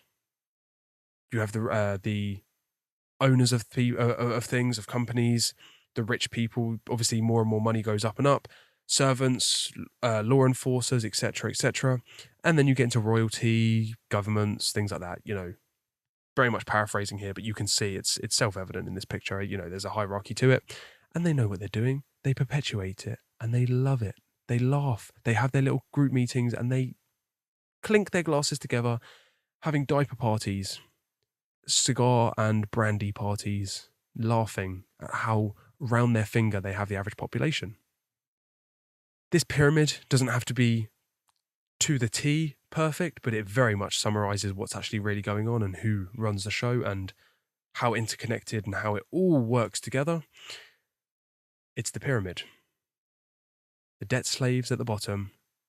Be born, go to school, work, pay your taxes, get in debt, pay those off, retire, raise children that do the exact same, round and round and round and round and round. The sheep follow the master, and then it's all about control from there on up and finance, etc. Because then there are the people that ultimately, there's the debt slaves at the bottom, which are the labor units. They are the ants. They're the people, the workers that just get it done, that believe the nonsense. They're the population resource. They're the ultimate resource you could talk about. Then we have, just above those, we have the religions, we have the governments, educations and media, those sort of institutions. Religions will teach us, look outwards, expect for God, wait for Jesus to come down. The Bible prophesies this, just do your rituals and believe and have faith and you're all good. You'll be saved. Government will tell you, believe in us and we're going to change how the world is, when actually we just create problems and just steal money and enslave you. They have their little secret services and their military and their police officers and their court systems, prisons, etc., their little institutions. We have the education, which is ultimately just an indoctrination system. It all stems from the Nazi system. It's all purposefully, perfectly designed to close down and get rid of all potential of children. We have the media that controls people's belief systems, fearmongers, creates more moral panic, perpetuates the propaganda of the government.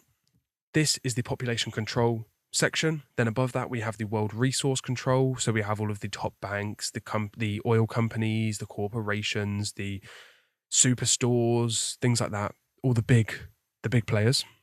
They control the resources and basically change those prices on a whim and try and extort as much as possible. And in the oil companies, of course, they take the blood of the earth. They're, doing God's work and spilling it all over the oceans as well. Lovely people trying to just basically claim ownership over the earth's resources and basically extort people as much as they can to get the most money out of them, to just give them basic resources.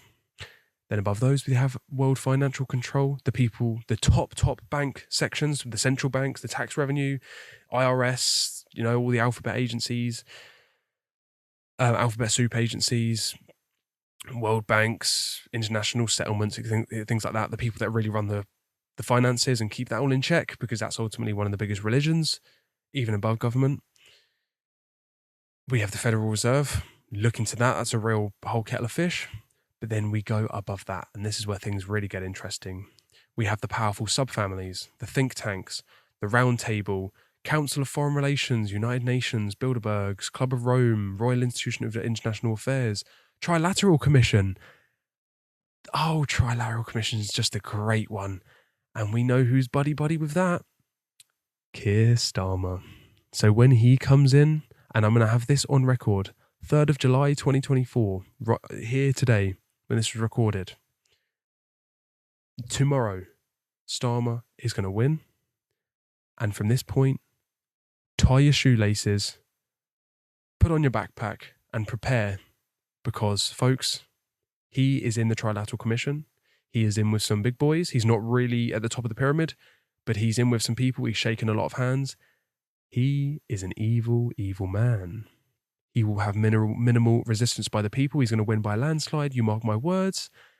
And when he does, we begin to get the microchips, the cameras, the control, the police power. Prepare yourselves, folks, because it's all been pre-written, predestined for decades. We have these powerful subfamilies on this level, the think tanks, the different organizations, and ultimately Trilateral Commission and these other think tanks are basically just people that come together to very much over-summarize and oversimplify. They come together and think, what new religion can we come up with? What new mind control system? What new division tactic can we all come up with to throw out to the masses, see what sticks, and ultimately control people's minds best, get them divided, get them into a new religion, etc. They are think tanks that come together to purposely control, to socially engineer, and to benefit from the people through putting things out into society and seeing what sticks. So all of the big talking points and all the different buzzwords that have come out over the years, COVID obviously is the most obvious, but there are many different sub ones and different psyops. More often than not, they come out of these think tanks or they come out from, CIA. Either way, they're all planned. We have the things like the Committee of 300, where there's the top richest subfamilies, the DuPonts, the Rothschilds, the Astors, the Rockefellers, etc. There's loads of these different subfamilies, bloodlines, and they go back to ancient times, and they do some twisted stuff.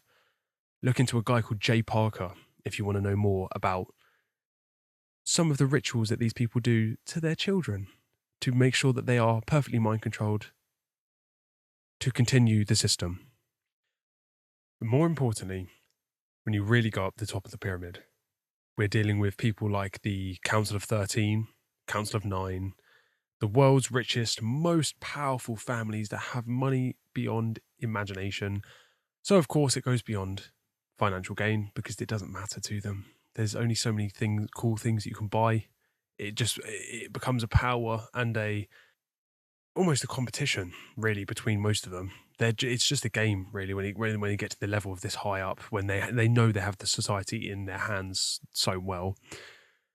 We're dealing with these high tippy-top families, royal families, ultimate satanic, really evil people that you will never know their name ever, and you'd never suspect that the people, if you were to know them, you'd never suspect that they were involved.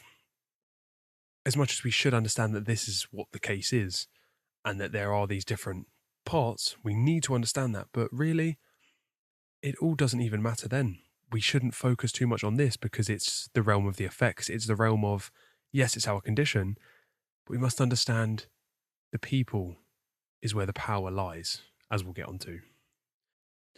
Ultimately, their one big agenda, their final end goal, not only is basically one world government, but it's the elite few to rule over the all, to control everything, to have no dissent, to remove all freedom and autonomy, to have complete surveillance, dependency on the system, compliance, segregation.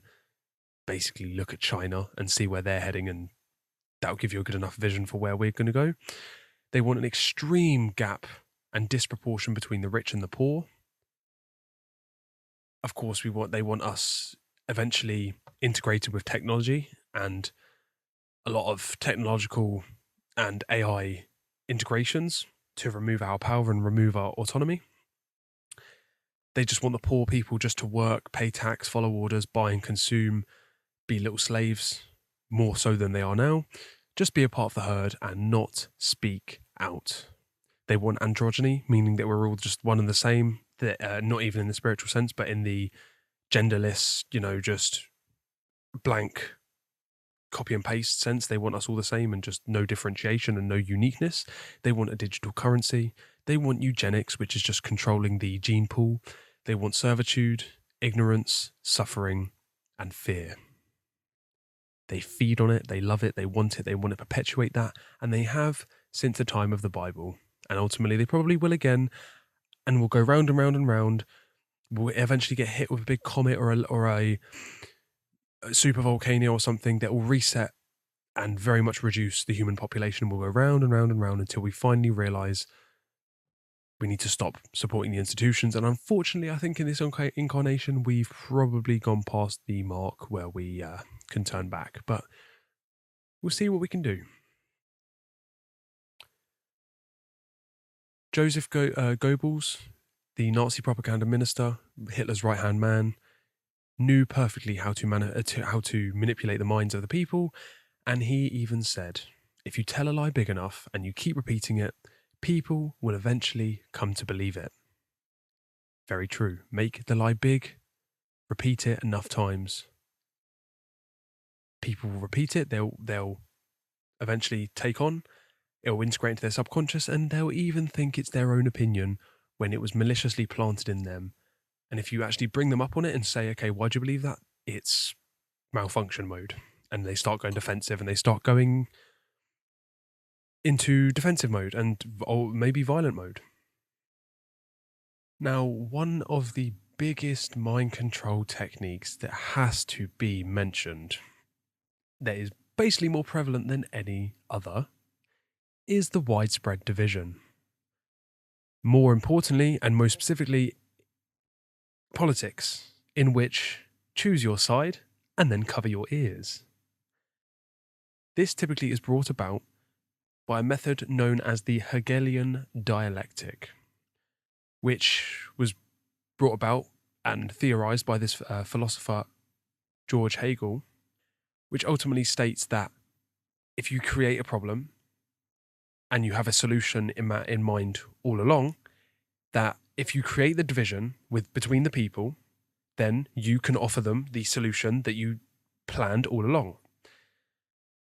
So ultimately, create the problem, offer the solution, and then obviously the people will follow the solution, they'll take it up. Meanwhile, you created the whole entire thing, you gave people the false choice. At every opportunity and every important topic, this method of divide and conquer is applied, building two main sides which are both never truly correct and both will result in the same outcome. You could ultimately call this no problem reaction solution, or just problem reaction solution. If you were to create a societal problem, for example, a worldwide virus, there will of course be a social outcry or a panic. All this takes is for you to have a pre-planned solution which you offer to the people, which is actually of course a solution to the problem that they caused in the first place, and then that solution can be, a law that's passed, a, regulation, or just a different shift of how people look, or whatever solution you want, but mainly laws. You can have them unchallenged, unnoticed, unquestioned, really. And you created the problem and you created the solution all along. And it's even funnier when, like I say, there is a no problem reaction solution in which you create the problem. You have the problem be a social outcry and a illusion in the first place. There's no actual real problem. False flags, or hoax flags, you could call them, in which everyone is falsely led to believe an event occurred, or a way is a certain something is a certain way when it's actually not. You can lie about science. You can lie about what actually happened. You can get crisis actors, things like that. Either way, you get a reaction from the public, and then you offer them the solution. Left or right, either way, it leads you to the cage. It's like a kid not wanting to eat broccoli at dinner, and then instead his mum goes, okay, fine, you can either have carrot or peas, or you can have broccoli. The kid thinks, oh, I get a choice now. Well, I sort of like carrots a bit more. I might, I'll go for those. Either way, he has to eat his vegetables. He may be falsely led into thinking that he has a choice. We may think that the Labour or Conservative is going to save us. We might think that there's two sides and that, they're both flawed, but one's better than the other, and they're all corrupt, but still, I've got to vote somehow, and I've got to choose one. Either way, it's the same procedure, the same thing, the same means to the same end. It gets you the blue pill either way. It's called Hegelian dialectic, A government will create a crisis to elicit a desired reaction from the public and then present a pre-planned solution that furthers its political agenda. It's divide and conquer. You're always offered a choice, but both options will bring the same results. And that is the agenda of the manipulators. Keep the people divided, and then they won't fight the real enemy, the one that's actually dividing them and creating the problem in the first place. If people weren't given a choice between two, they would immediately begin to question and figure out the real solution. Only harmony with natural law and expanding consciousness will free us from slavery. We have to realize there is a truth to the matter and that everything we've been given so far is illusory. It's all false choice. It's all, would you like the carrot or would you like the peas? When actually, we don't want any vegetables. Metaphorically, of course you do want vegetables, but you get the point. No politician will come to save you. No king or queen will represent you. No corporation wants to help you. Politics. Pick your favourite clown. Red or blue, they don't care about you.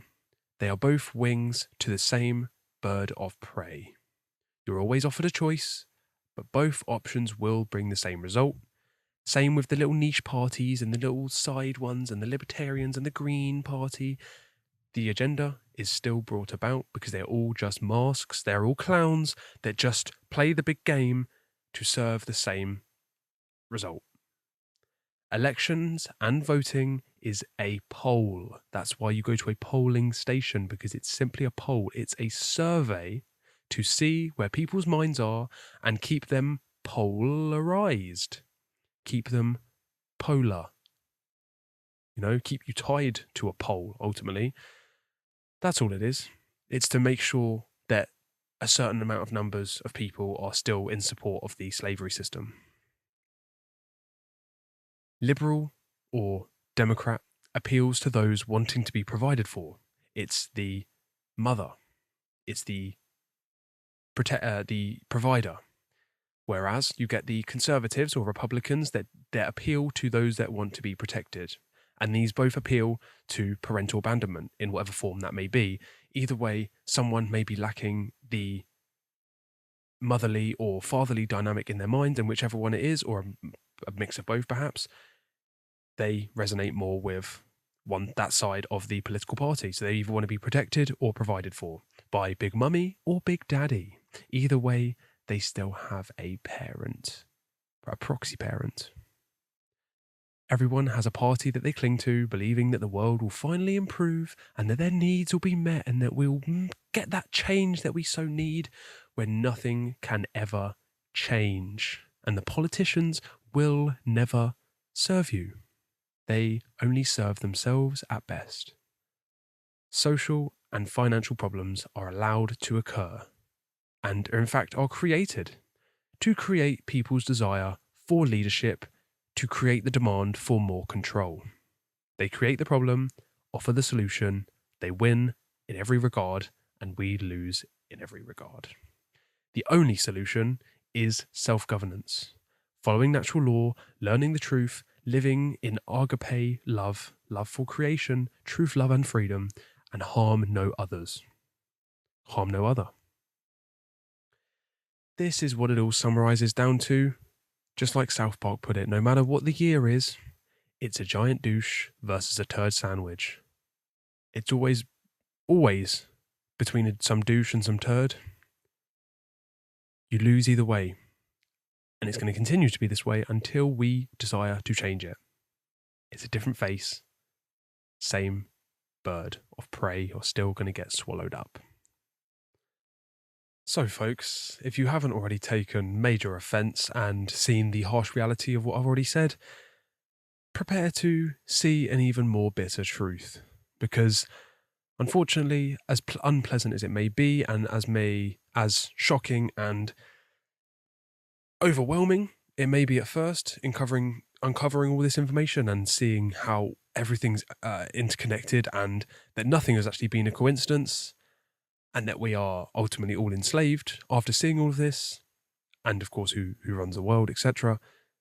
It's not an easy pill to swallow, It's not an easy thing to just brush off and be like, yeah, I get that now, and hey ho, that's how it is. It's harsh. It's powerful.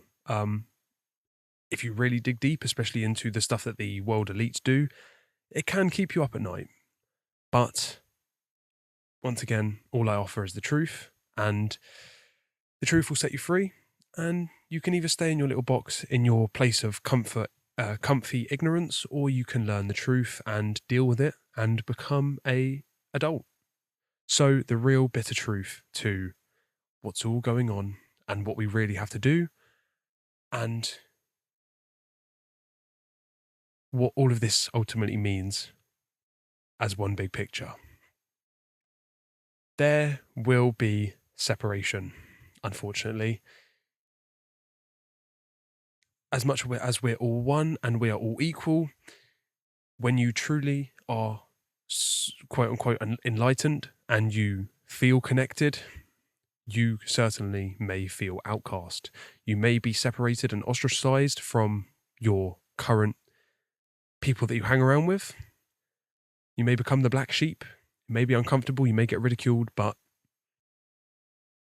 unfortunately, that's the result of speaking the truth these days. You're the outcast. You're the one that's ridiculed. And that's what ultimately the story of Jesus was metaphorically, allegorically all about, is that you will actually possibly be threatened with death at the very least if you really get far enough in trying to actually cause a societal change and make people realize that God exists. You must understand that there is a higher purpose and that the whole entire world situation is corrupt and enshrouded in lies. You may feel like the outcast, but just like Jesus did, stand in truth and understand that when we pass on from this brief incarnation, the reward will come and you will understand. You will know definitively that you have done the right thing. And that's all you can do. Once you really learn the truth about the human condition, natural law, and consciousness, you begin to see that most people are deep asleep and have zero knowledge or care or willpower to know how they can actually make change in their lives, and especially how they can make change in the world. They have no clue, they have no desire, they are lazy, they are ignorant, they are cowardly, they are enslaved. Everybody is so happy and so fast to request that they want to see change and to speak out about wanting to see change and things to change, but no one wants to be change. No one wants to activate themselves and be the change that they want to see in the world. And when you do, if you do begin to speak out against evil, the ignorance and stupidity of humanity will be thrown in your face because you will be ostracized, you'll be laughed at. But all you have to do and all you can do is laugh back at it, because you, at the end of the day, when you stand in righteousness, people can ridicule you all they like. They are the sheep. They will suffer in the end, unfortunately. Or fortunately, because you bring upon yourself everything. You're responsible, ultimately. However, although following and spreading the truth may lose you some friends, you will have no better connection than that between you, your soul, God, spirit, and you will be in the slipstream of creation. You will be presented with and conscious of all the opportunities that are given to you, often, as much as possible, and that's where you find abundance. You'll be in the slipstream of creation, whereas on the opposite side, when you're living as one of these sheep, opposing the will of creation, you will have obstacles aplenty around every corner when you are opposing the will of the Creator, opposed to being in the slipstream. The only true rulership is self-governance. This may be how you feel, very isolated, just yourself in the circle.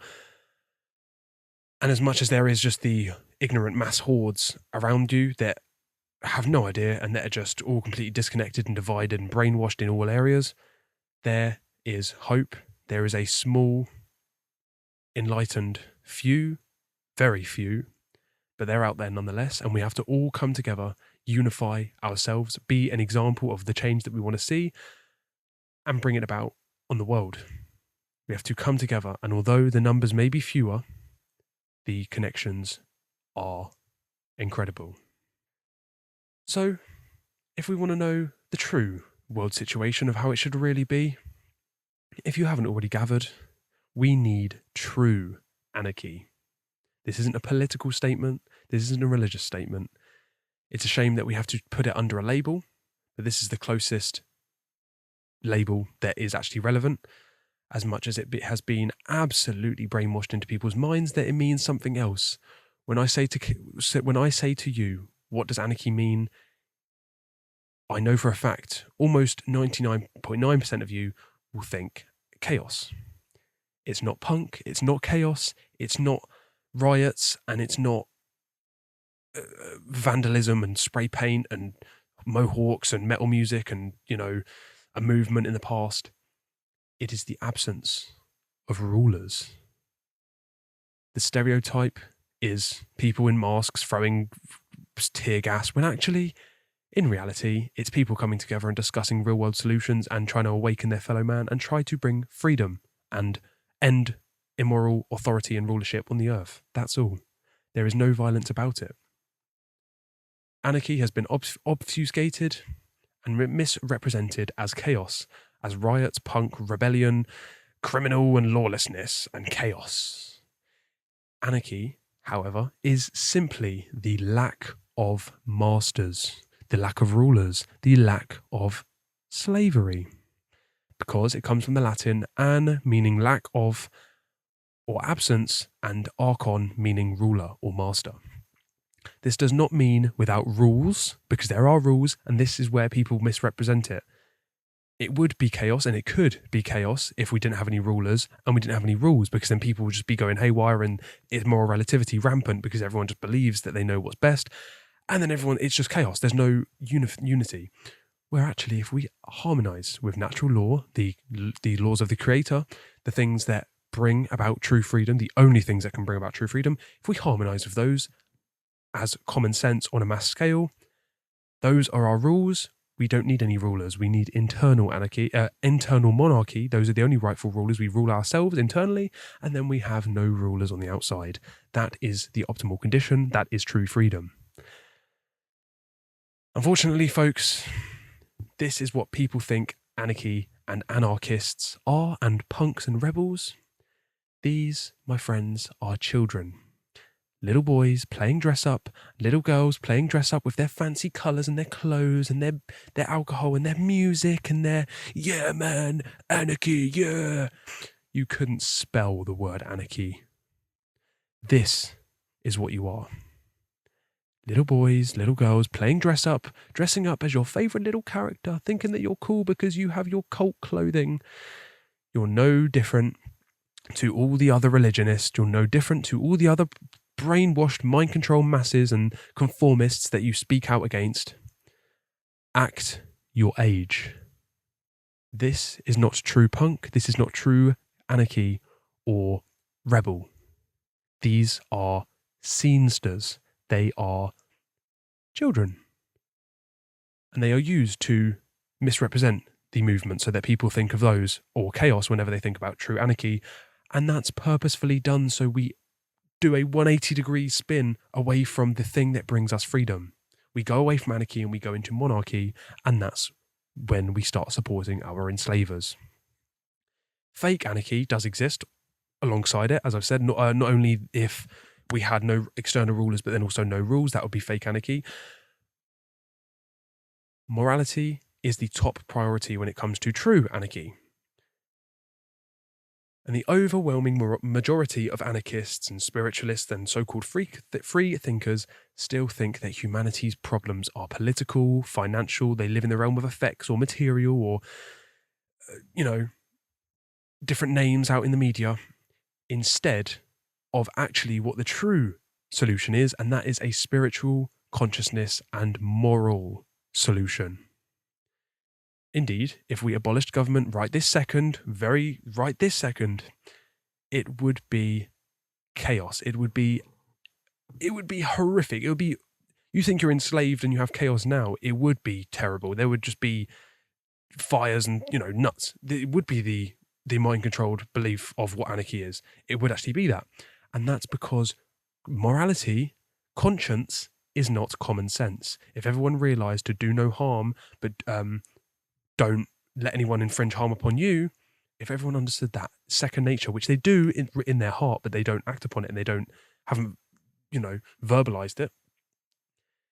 If everyone applied to that and realized, rule myself, rule no others, that would be true anarchy.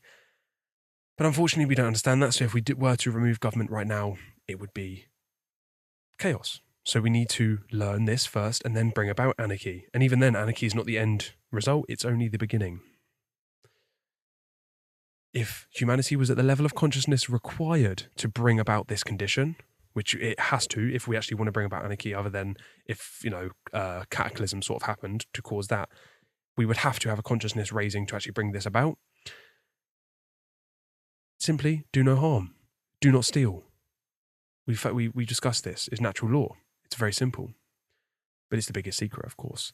When facing any world problem, we always must focus on the cause of the underlying symptoms, not the symptoms themselves, not the money, not the people or the power or the systems, because we can focus on that all day long.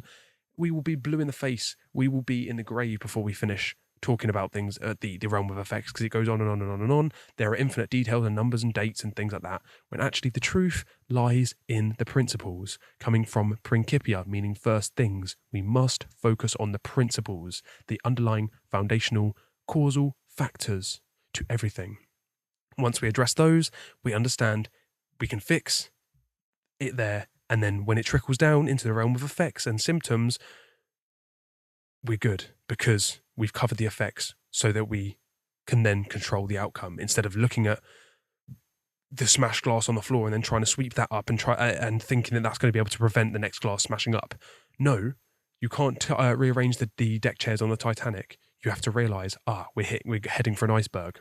There's causal factors to it, and that's what we have to focus on, instead of the next politician and the libertarian movement. Modern anarchists and spiritualists fail to see the problems in terms of cause and effect. These people say that they want freedom, but they do not want to do anything to actually bring it about, and they don't know how to get there. There is no necessary anarcho abbreviation, because it's all redundant. Anarchy simply needs to be an existence of no rulers, but a life of following natural law, nothing more. It's harmony with natural law, that is all. We don't need anarcho-primitivism and capitalism and communism and mutualism. They're all isms. They're all little labels and sections and parts that confuse and divide the inner sections once again. All it needs is simple lack of rulers on the external, only internal rulership, which is a big ask, I know, but do you want freedom or not? Most anarchists are moral relativists. They're these people that, they love a bit of rioting or looting or vandalism or, spray painting and wearing a leather jacket. Or they're atheists. And that's only going to bring about chaos. We need to understand objective morality.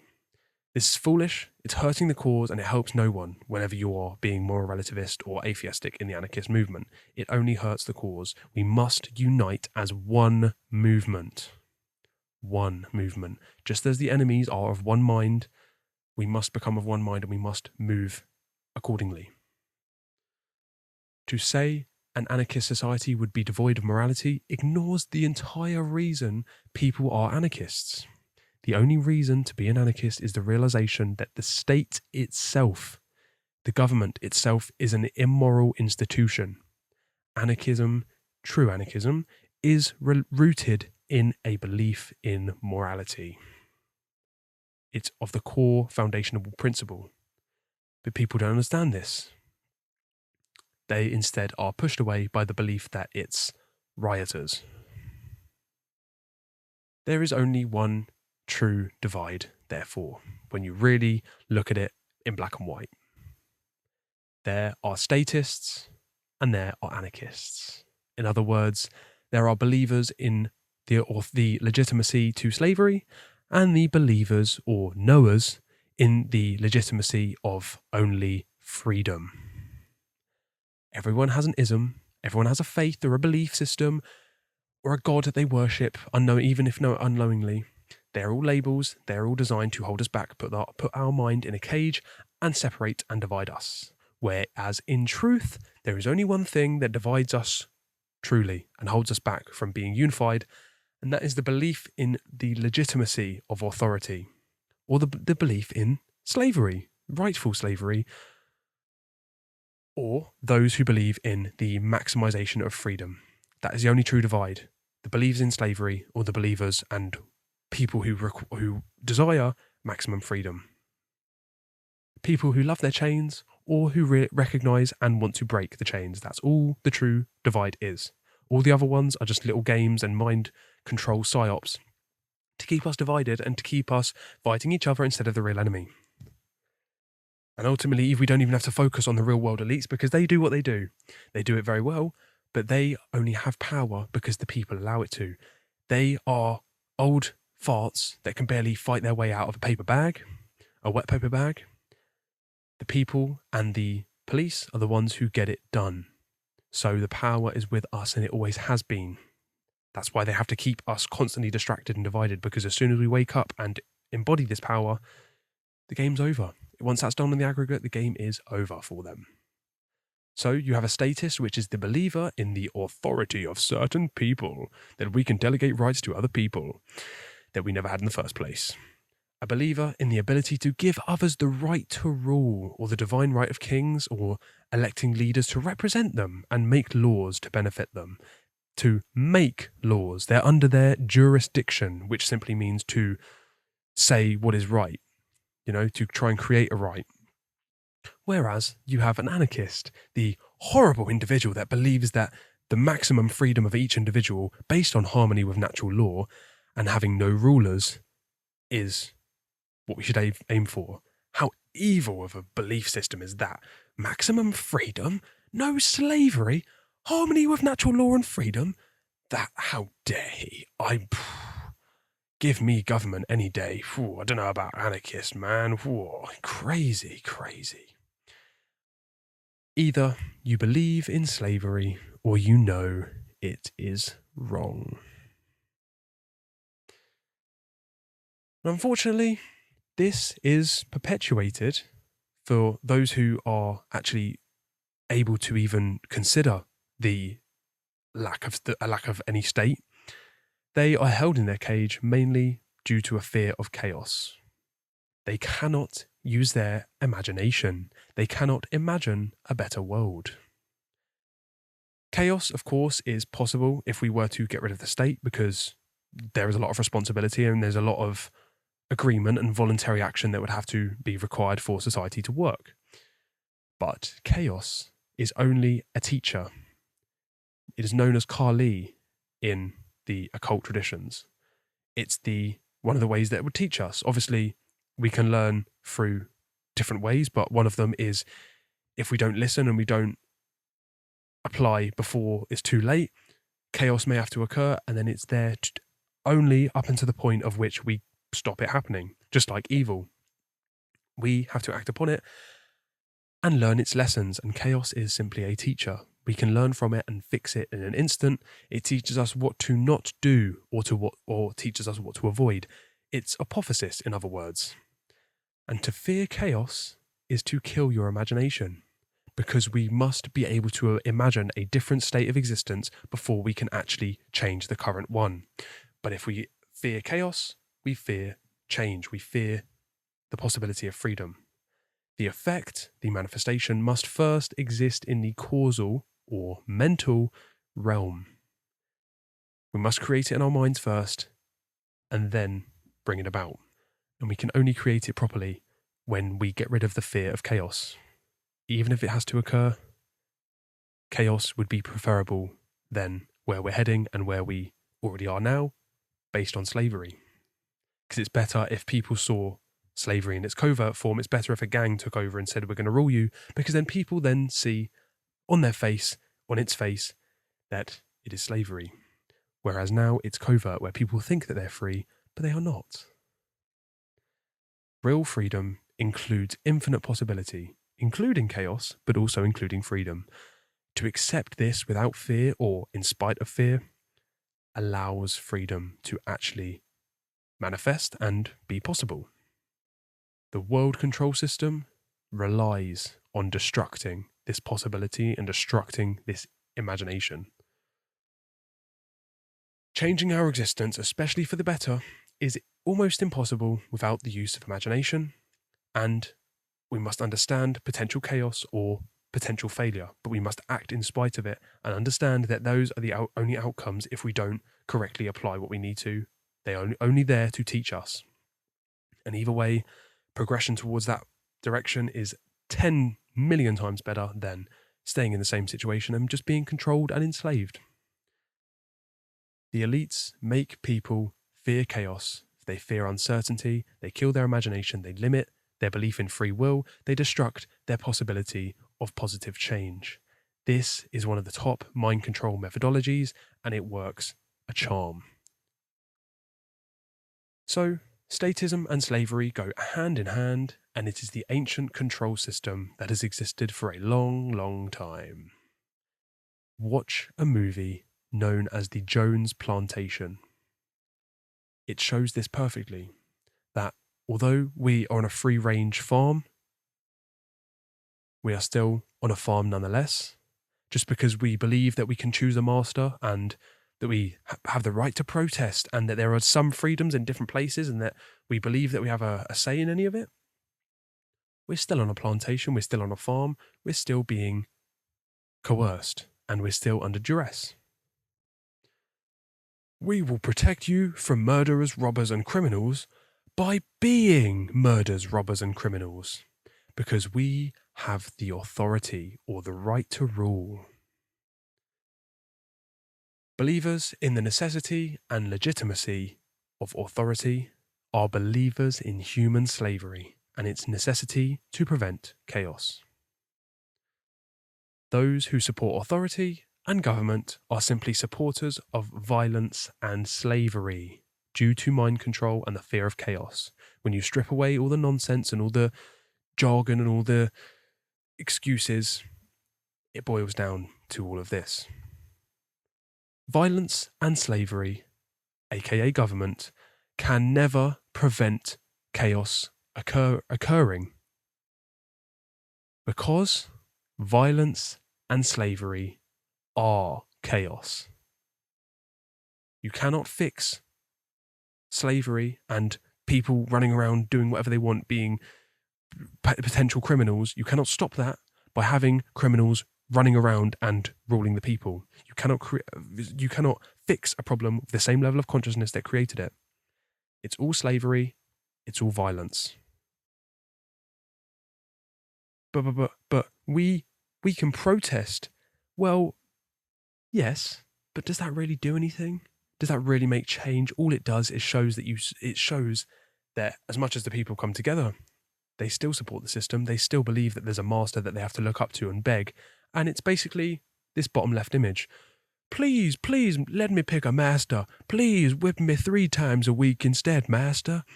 Statism is a mental disorder. Statism logic.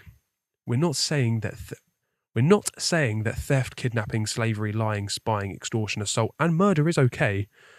We're not saying that's okay, but we're saying it's okay when the government does it, when the man in the suit in the nice big White House says it. Then it's okay because we have authority. Nothing to see here. Statism is the most dangerous religion in the world. Well,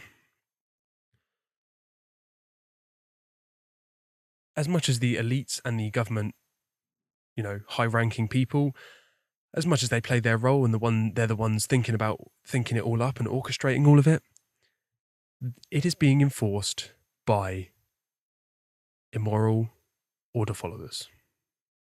Who's a good boy? Who's a good little boy with your dog tag, and you'll follow orders and you'll say what I tell you to do, no matter how immoral it is and no matter what. Just follow orders, little boy. To follow any order without first considering if it is right or wrong, without following conscience, without considering if it's right or wrong, it means you're not following conscience. They are not willfully choosing to act rightly. They are simply unquestioningly saying, yes, sir, I will do your order, no matter what it is, no matter how immoral. I'm not even going to use my ability to question if it's right or wrong. If you unquestioningly follow an order, it is immoral. But more specifically, we are always responsible for our actions, and we always have a choice to act in a moral or immoral way.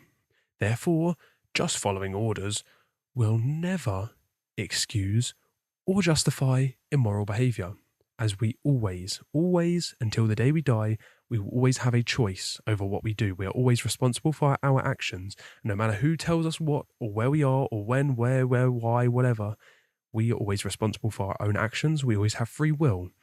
Whenever we follow orders, especially immoral ones, and we don't follow our conscience, it is an immoral act.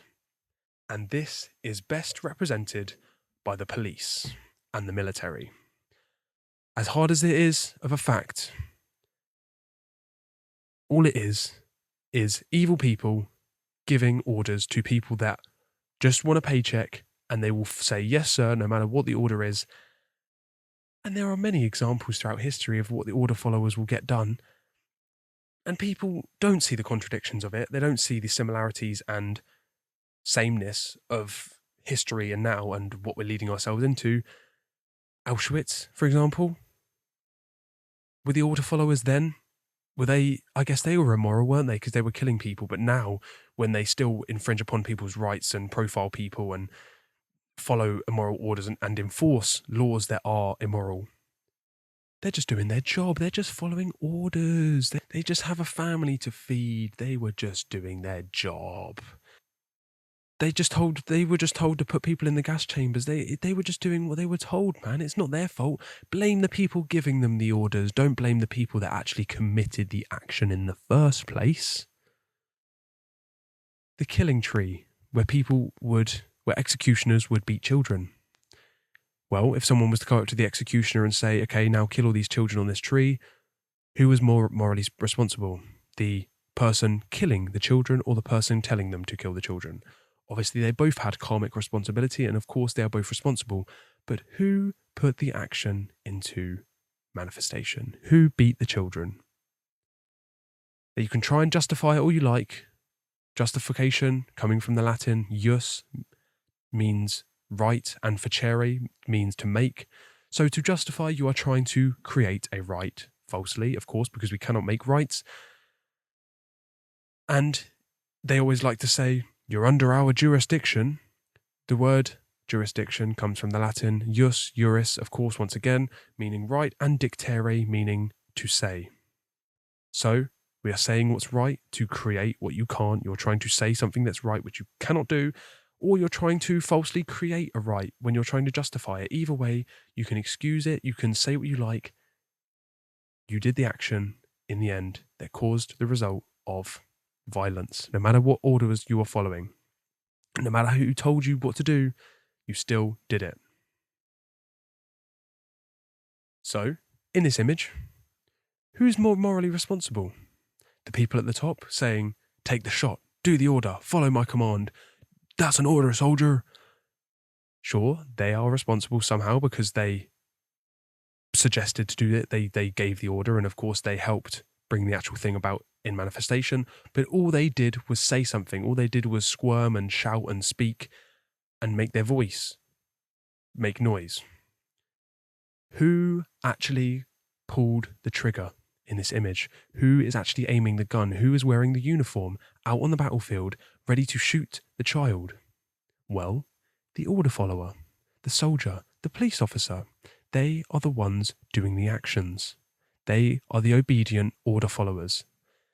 They commit the action. And as harsh of a reality as it is, and as much as you might want to kick and scream and say it's disrespectful, it's the truth. It's not my opinion. It is simple logic. Who is more responsible?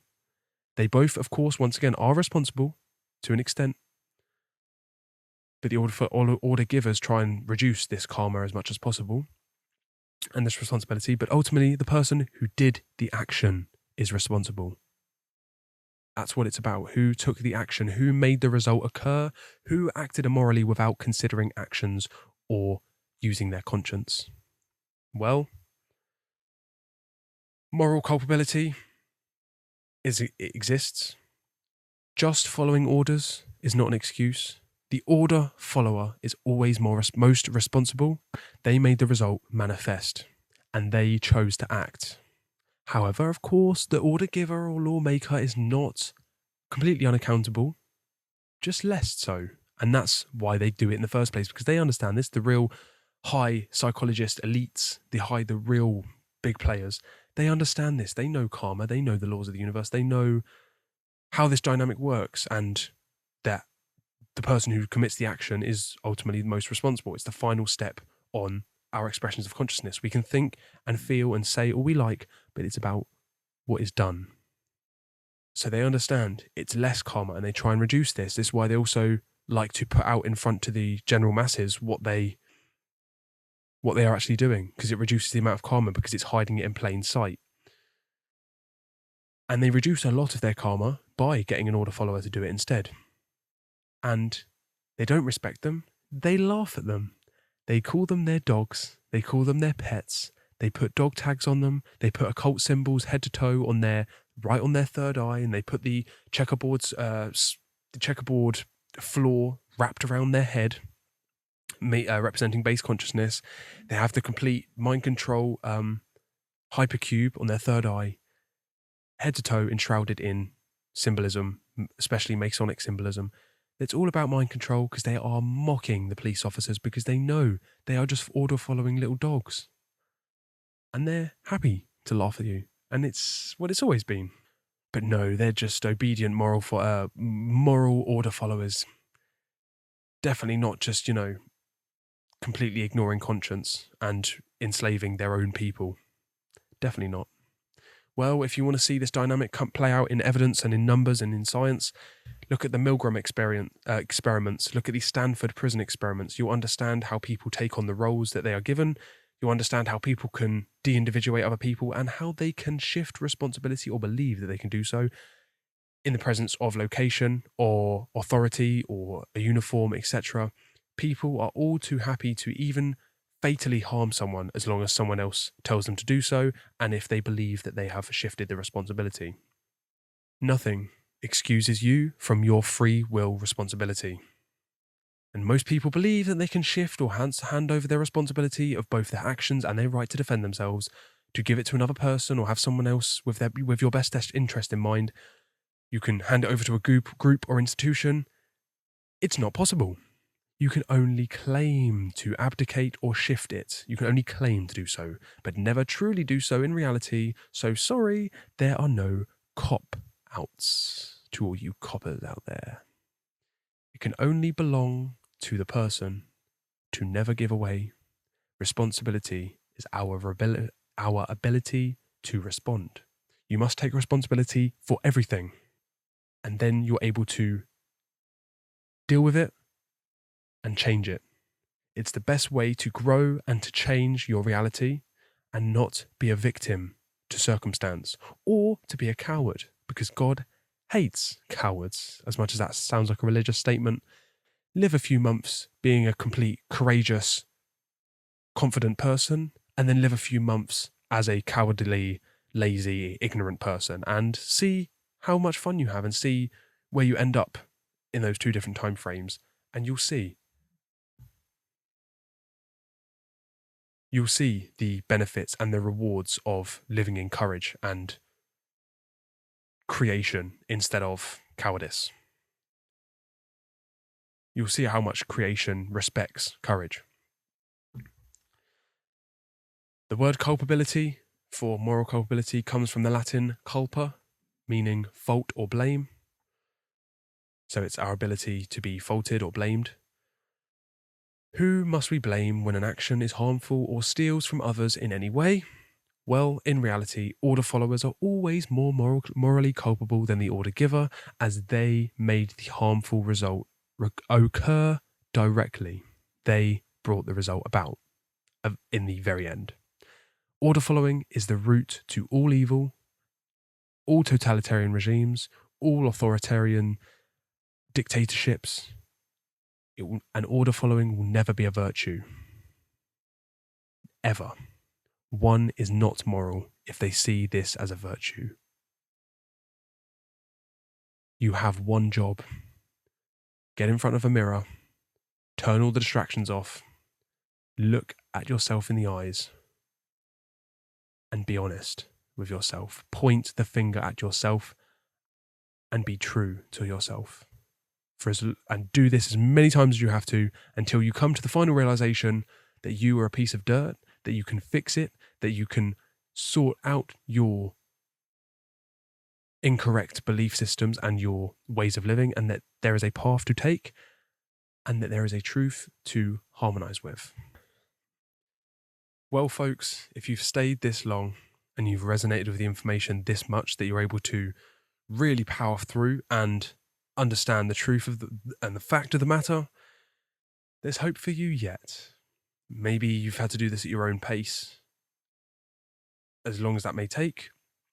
You may have disagreed with some things and had to, put your tongue in your cheek, so to speak, for some of the things, but it's all just an accumulation of what I've come to discover and what many, many, many intellectual people have come to discover. It's all an aggregate collection of the most logical and impactful information that I can condense into one presentation. But if you've stayed this long and you resonate with this and you're actually strong enough to be able to handle this information, be glad that you've made it this far, because now you can really empower yourself.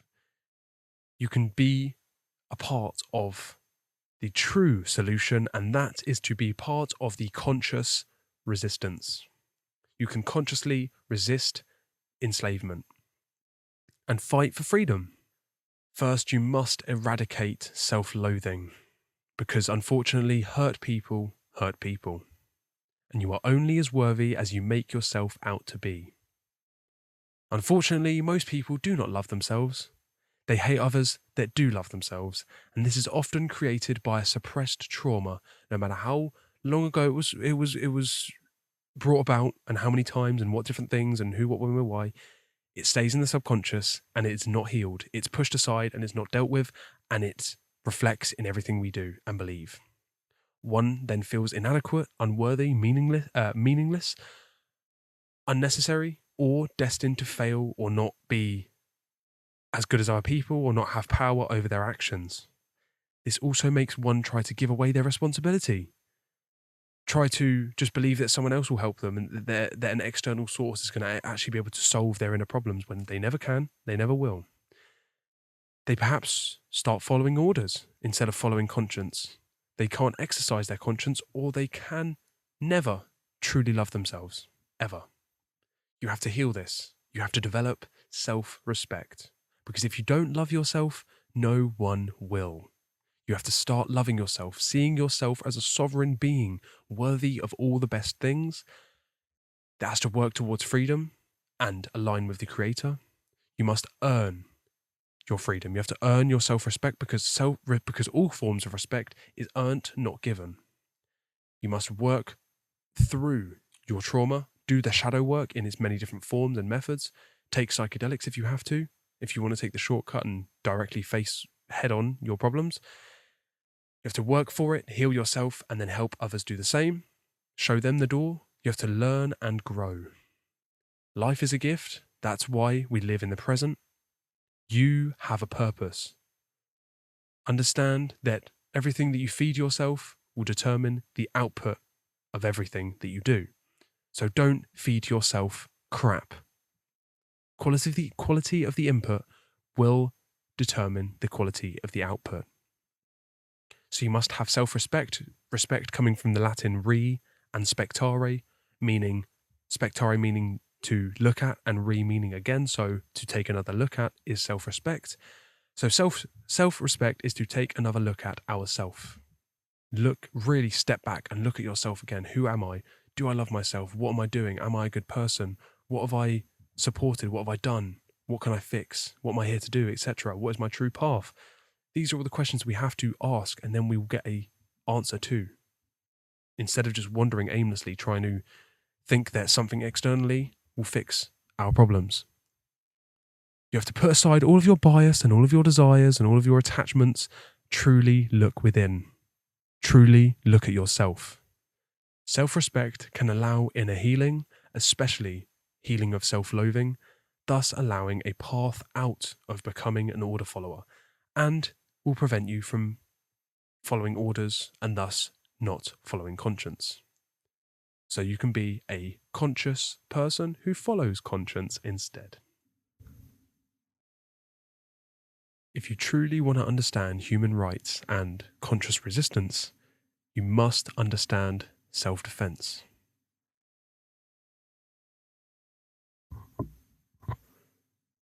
We must understand true protection from creation.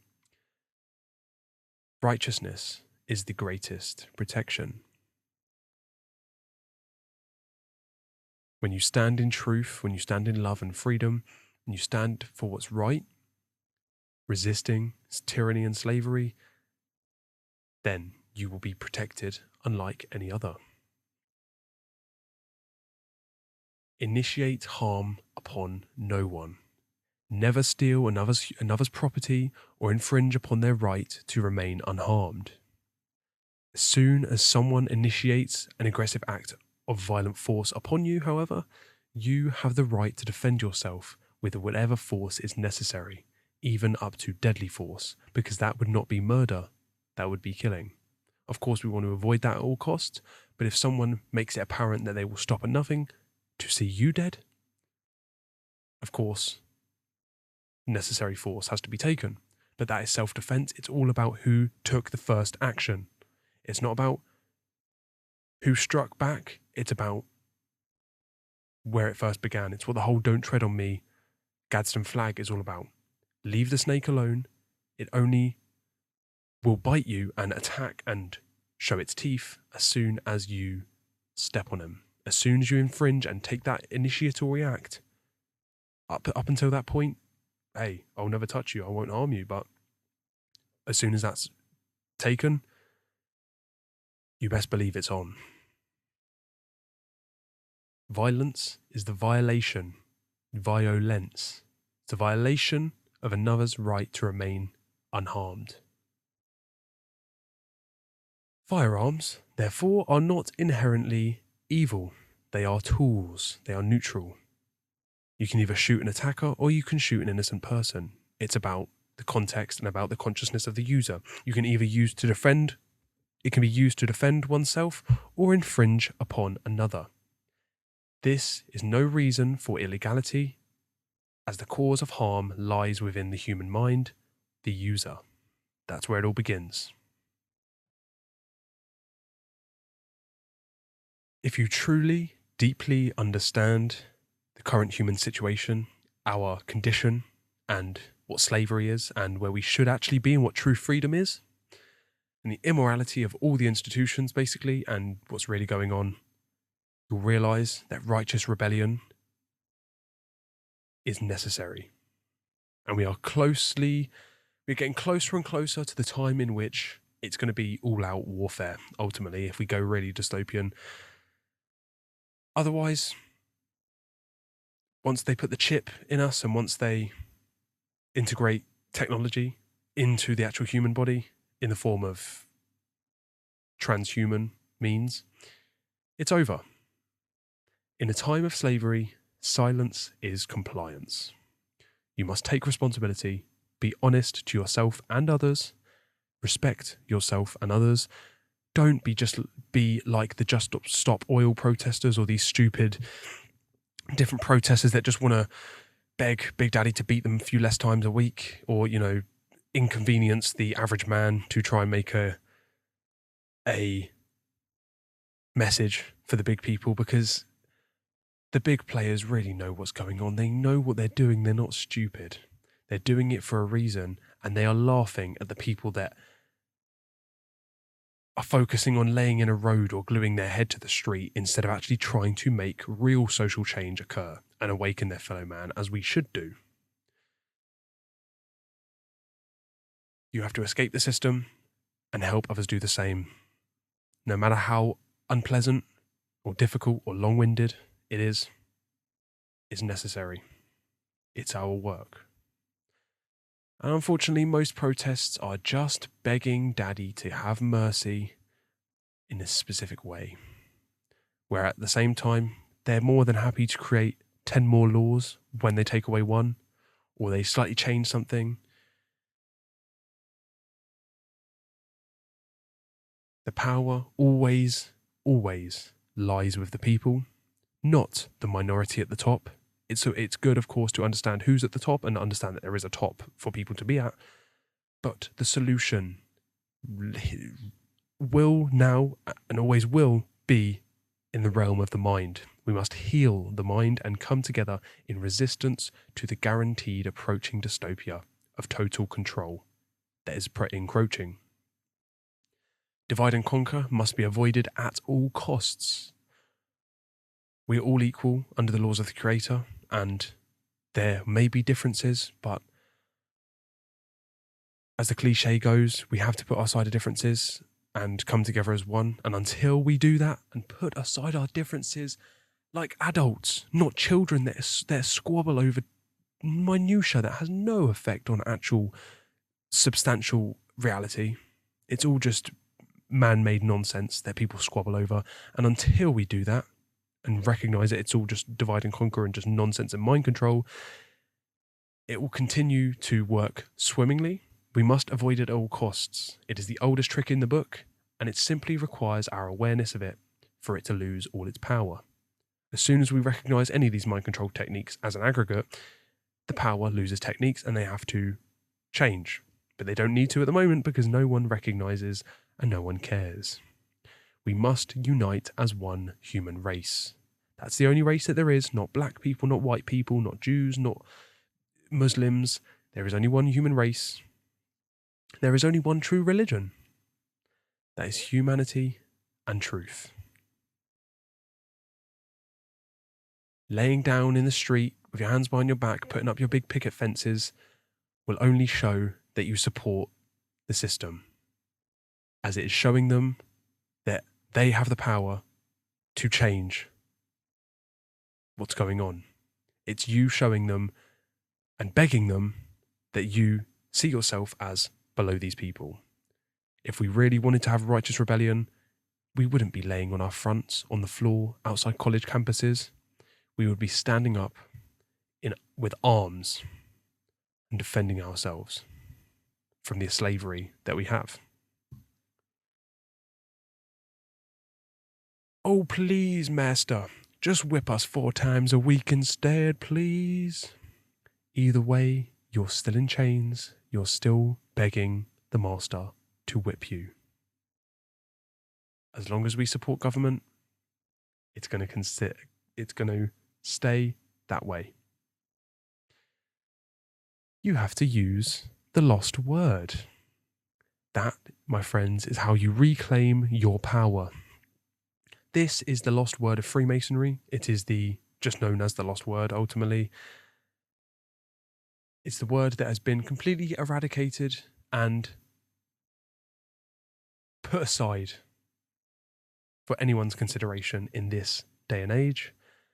My friends, that lost word is no. Not only N-O, but K-N-O-W. You have to know thyself and know the universe, and then stand up for what is right and say no to evil. Stop supporting evil. You have to realise that compliance is violence. Silence is violence. Ignorance is death. Ignorance is evil. The journey to reclaim your power can begin instantly. You have to just admit that you were wrong and act in unity consciousness, or begin the path to acting accordingly, and seeking truth. Saying no allows us to reclaim our rights and power, but it requires courage and it requires care and knowledge. The world could change overnight if everyone were to resist, but unfortunately, most people are too cowardly and ignorant to say no to evil. So, no is considered lost. In Freemasonry, the lost word is considered missing in most people, and they have to work on themselves to reach balance or equilibrium and unity, aligning the brain hemispheres and expressions of consciousness. They have to know thyself and know natural law. It's not an easy task, but it's necessary nonetheless. They have to live within their rights and understand right versus wrong, light versus dark, and therefore serve creation, saying no to tyranny. Resistance to tyranny is obedience to creation. You have to respect existence, or expect resistance. The New World Order is twofold. There is a light New World Order and there is a dark New World Order. Two potential outcomes, and unfortunately one of them seems a lot more likely than the other, and that's for you to assume which one that is, but it's very obvious if you're looking correctly at the world. But the light New World Order is universal enlightenment through wisdom and personal responsibility. Truth, love, and freedom prevailing, ultimately. This is the outcome of the world and the final goal, ultimately, and the state of the world if we were to be in alignment with the Creator and actually harmonize with its laws. That is the light New World Order. Whereas there is also the dark New World Order that is currently being built upon the world. That is total slavery, a world without light, the full pyramid being built as a brick wall to hide us from the light and the sun rising on the east. This is consisting of the dark occultists ruling an ignorant, enslaved population with an iron fist. The true great work of the light occultists is the distribution of occult knowledge freely to humanity, thereby ending slavery of humanity by eliminating the widespread ignorance which dark occultists exploit to gain and maintain their control.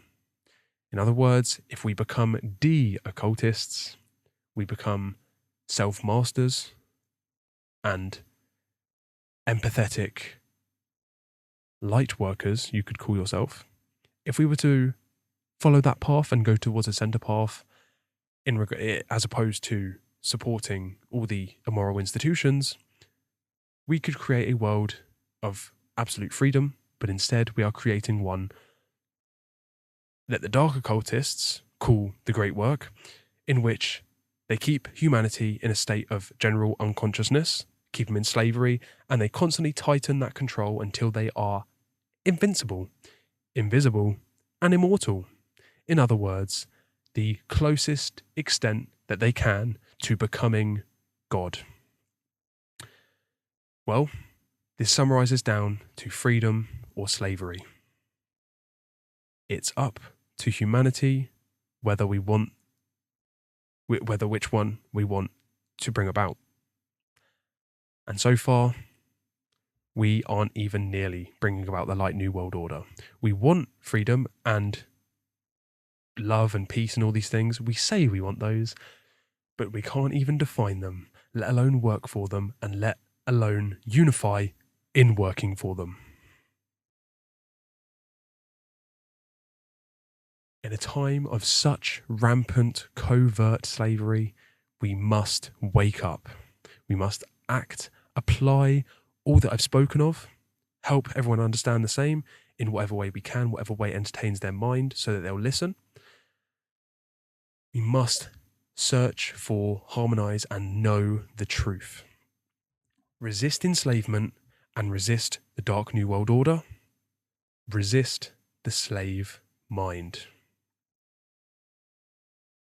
So as we slowly draw to a close, it's necessary that as I've proposed all of these problems with the world and all the things that have been misrepresented and how we are completely in a world in which you couldn't even imagine how enslaved we are and how upside down everything is and how illusory everything is and how basically everything you think you know is a lie.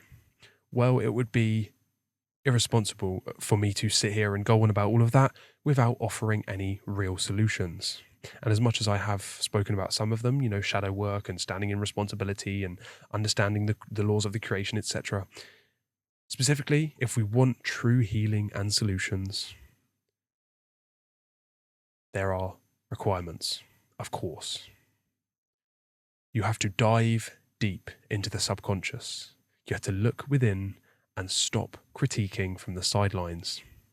Every occult school of the past and every secret society, even, and philosophy worth its salt, would urge you to look into the subconscious mind, would tell you to look into the hidden realm and to look into the wider sense of things instead of just the realm of the 3D and the realm of effects.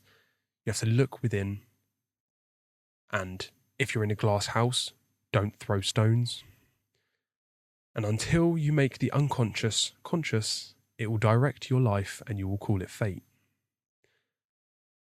As well as that, one does not become enlightened by imagining figures of light, but by making the darkness conscious. The latter procedure, however, is disagreeable and therefore not popular. Look into Carl Jung if you really want to heal your mind. He knew some things, but unfortunately, people don't even know this man's name all that often, let alone the incredible information that he put out there. Either way, there is a subconscious mind, there are unconscious aspects, there are hidden aspects, and we must acknowledge and work with them. Well, why has nothing changed, really? The causal factors to the ancient condition. The reason nothing has changed is because as the 8 billion people on this planet basically can be summarized into this one photo on this slide. Everyone's sitting down in the spectator's chair, asleep, with the occasional few people awake or half awake or believing that they're awake, when even then they're still sitting down watching the big screen play out. Everyone has mind control in some form, just many different types and different degrees, different names and labels, but actually society at large still believes in the lies and is still serving the agenda, even in some way, even if it's just through selfishness alone. As we've seen through the recent events, for example COVID-19, there is major ignorance, egotism and division all over. Nothing can be solved with this level of consciousness. We have to rise above it, and then we can start working on solutions. Our ignorance will lead us to the slaughter. Just as it has in the past, history will repeat itself if we just ignore the truth and worship the ego. You cannot solve a problem with the same level of consciousness that created it. And the continued existence of slavery systems throughout human history is the reason why tyranny, tragedy, and suffering has occurred. The slavery systems and the tyranny go hand in hand. People still believe in these immoral institutions and then shrug their shoulders at why slavery still occurs and why we just still don't get the results we want and why we still aren't completely free and why people still suffer in these third world countries, things like that, world hunger, etc. It will continue, this slavery, it will continue and probably get incredibly worse and more refined unless we step up and change it. You may feel like you're in a minority, and believe me, you very much are, but our job is to change that. And either way, even if you are a chorus of one in a stadium of 1 trillion people, if you stand in righteousness, that's all that matters. We need a paradigm shift, a quantum change, which has requirements once again. Quantum, coming from the Latin quanta, meaning amount. We need a shift in the amount of people that step up for freedom and that work towards bringing freedom, truth, and love into manifestation in the earth, in the planet, instead of perpetuating the same nonsense. Truth, love, and freedom need a revival, and they need to be prioritized more than anything, more than money, more than government, more than family, more than ultimately ourselves, even though they are one and the same. And the key number here, if we really want to make a paradigm quantum shift, we need 51%. 51 is key. Area 51, May 1st, 5/1, the high holiday in the satanic or communist belief system. 51% is the point in which the scales start to tip in the other direction and when we can really snowball the change.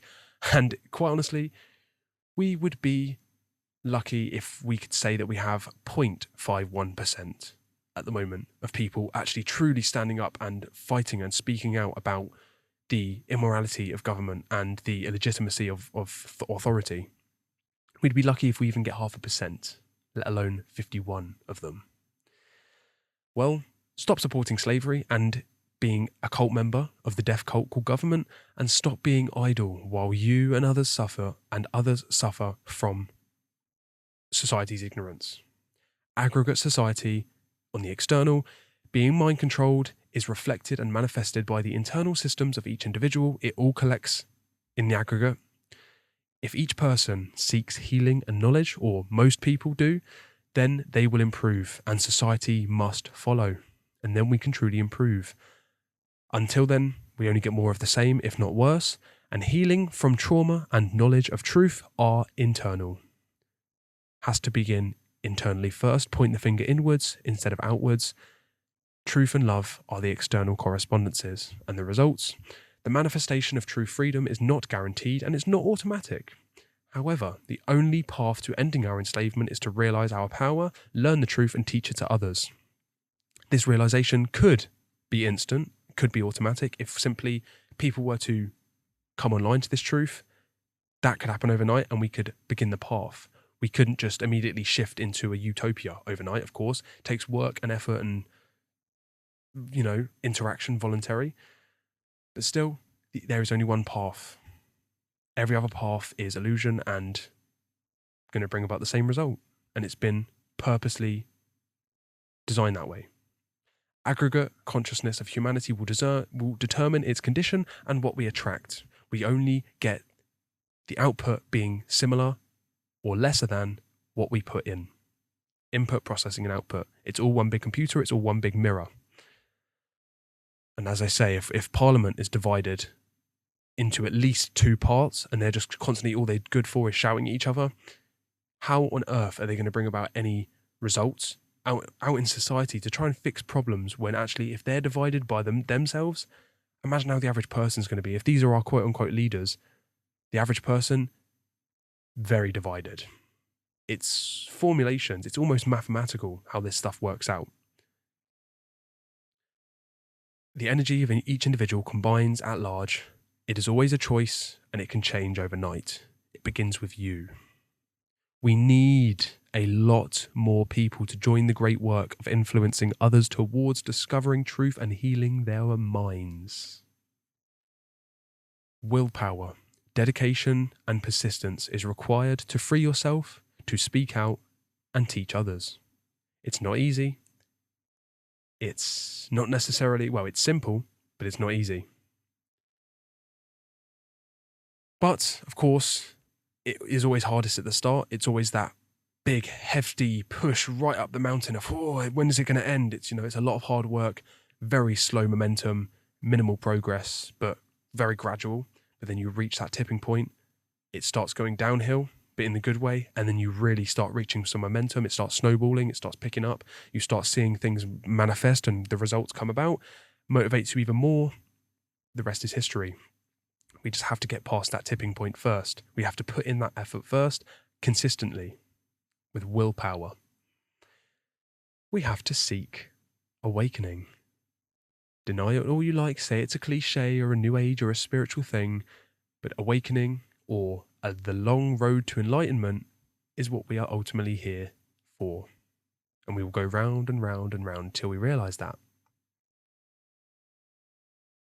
You will come to realize, even if it's on your deathbed, that we are here to learn and grow in consciousness, as well as to work towards enlightenment, to bring about internal alchemy, to transmute our base metals of the mind and put them into metaphorical gold, then we can have true wisdom via right action.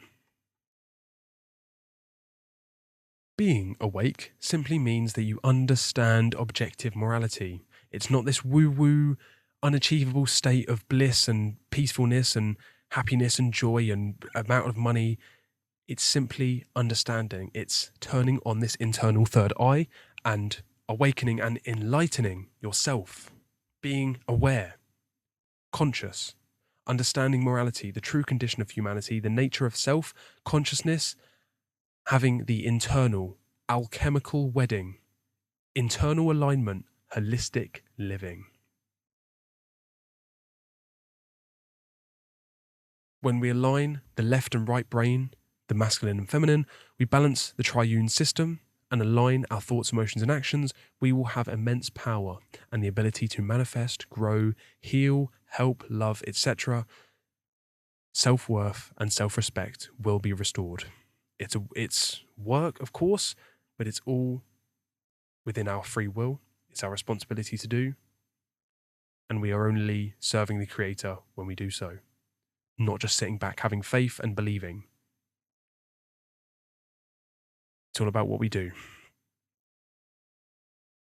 We can actually connect to consciousness and reality above the five senses. We can understand that all is connected. Everything is one and the same. That humans are not separated on the fundamental level. We are actually consciousness. We are consciousness itself experiencing itself. Freedom from ego identification and other worldly attachment is necessary. We must find dominion over the self, control over the ego, and avoid separation from other people, but of course, separate ourselves from institutional belief systems and separate from dogma. We can employ the many, many techniques to center the brain, contemplation and concentration, shadow work, yoga, meditation, psychedelics, breathing, music, art, many different things that we can actually utilize or combine, or simple just research or just looking in a mirror, things like that. There's many different techniques and that's up to you. But ultimately, if you really want to connect to consciousness beyond the five senses, take a few big hits of DMT with precautions, of course, and you will see what lies beneath the veil. You must live the spiritual path, which is a life in which we incorporate as many sources, schools of thought, and philosophies as possible. We desire truth and improvement. We make an effort towards escaping mind control, becoming a good person, helping others, maximizing life, having a life in harmony with the true self, true spirit, the higher self, understanding the universe, its laws, the existence of God, and the importance of spirit. Enlightenment is not about passivity and acceptance and meditating all day long. It's about consistency. It's about the constant search for truth and the constant ability to do what is right, to know your rights and help others learn theirs and step in harmony with them. We must have the care to do what we should be done to try and create positive change in the world. That's what true magic is. It's action at a distance to influence change for good. You think of yourselves as human beings searching for a spiritual awakening, when in fact you are spiritual beings attempting to cope with a human awakening. Seeing yourselves from the perspective of spirit will help you remember why you came here and what you came here to do. There are higher things at work beyond the physiological needs, beyond the basic needs, the safety, even love, basic, familial and brotherly love, beyond ego and self-esteem, and even beyond possessing knowledge and understanding or finding beauty in things. We have to reach the top of the pyramid and self-actualize. We have to realize that we have a potential to fulfill, and we have to become our best selves and then help others do the same. To be an influence for change and for good, and to work towards enlightenment. And if you want to understand this great path towards enlightenment a little more, you can check out my other presentation where I went deep into the idea of the great path towards enlightenment. And it is called The Great Path on moralitymatters.co.uk. I highly recommend it. Please listen to it at your own pace.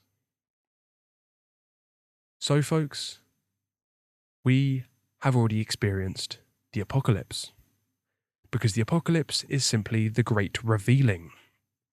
It isn't a zombie apocalypse. It isn't fire all over. It isn't comets and earthquakes and supervolcanoes.